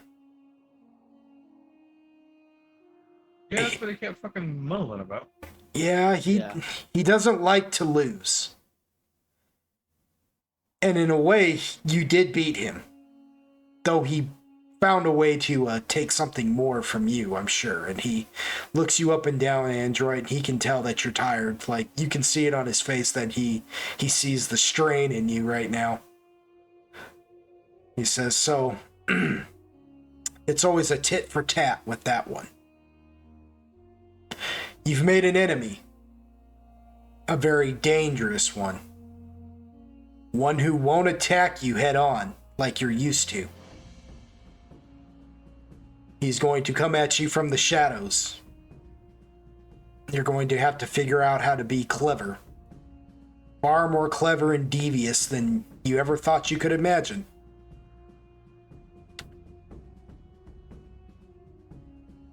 As far as my brother goes, he's the least of your concern right now.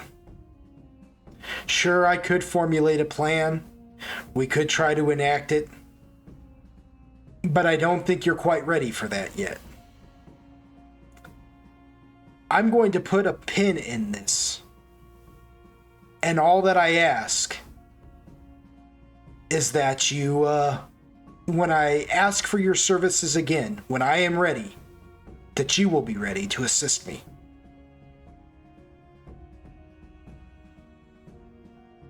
And Android just sort of nods. He goes, and I'll even sweeten the pot for you. I'll still uphold my end of the deal and give you a detailed map of Pangshun and where you can find this weird that you've been looking for. I've been inquiring about it, and I think I've located it. And if that's not good enough, I also won't punish. And you notice the change. I also won't punish those who are responsible for mucking up this whole operation in the first place. Because I know that you guys are good at heart, and you'd hate to accidentally cause the untimely, how should I say?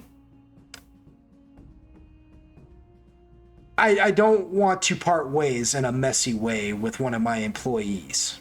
Or at least I'm sure you wouldn't want to see that happen. Me, myself, I could care less at this point.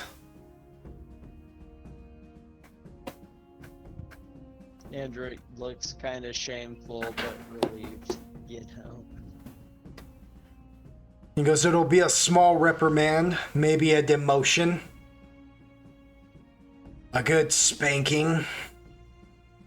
But nothing beyond that. Yeah, it did. Oh. Mm-hmm. You have my word, Agaragis. He just kind of like chuckles to himself. Zoltan, as you're over there, like, getting tended to by Shyla, you and her can hear what's going on, right? And as Viron is saying all this, like, you know, she's been giving you sips of water this whole time. Her hand is shaking so bad now that water is basically just coming all over your face. Just... That's what he did. For sure. I mean, it's just splattering all over you at the point right now where it's not even like cool anymore. Like, you're just like, well, this was great when you were doing it right, but now, you know, she's just dousing you. She's so scared, and you have no idea even as to why. Like, that's the thing. Like, you're just like, what the crap? Is she going through detox right now or what? Nice. So, do we have a deal? Sure. Android nods. Says, oh, good. He says, Yoshi told me you were people of honor. I'll admit, I sort of doubted that. I'm glad to know that my sister is a woman of good, a woman of good judgment.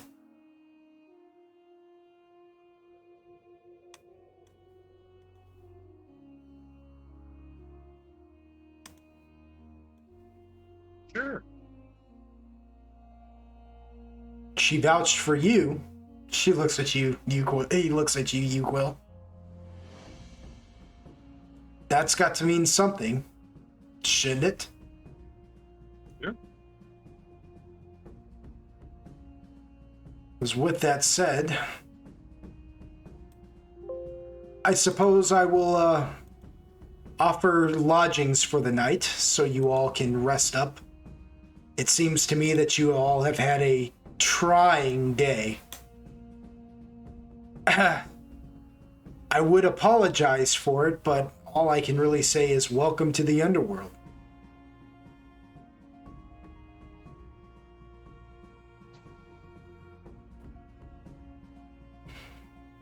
And with that, I think we're going to end tonight's session, y'all. Yippee-ho. Nice. Okie dokie. Okie dokie, smokers. Smokers! Kind of a rough night for y'all, huh? A It'd little. be like that sometimes.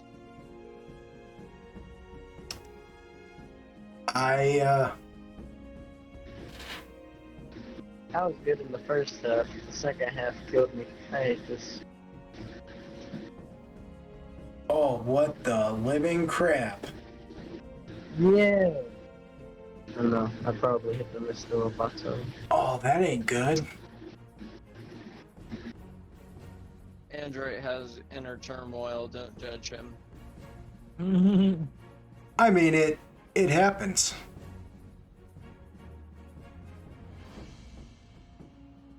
You gotta be freaking kidding me right now.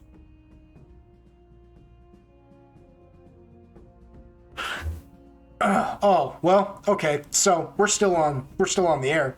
I was looking at something and I'm kind of freaked out right now, but let's not worry about that. So okay, that's the end of tonight's session. Thank you guys for playing, and I'm sorry it took so long to get back to it, but we'll start picking it back up pretty regularly again. Thank you all for being patient with me and giving me the time I needed to recover and be able to handle all the personal business that I had going on here.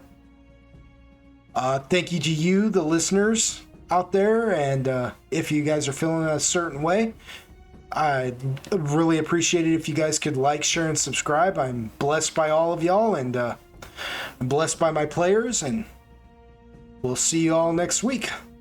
Y'all come back now, you hear?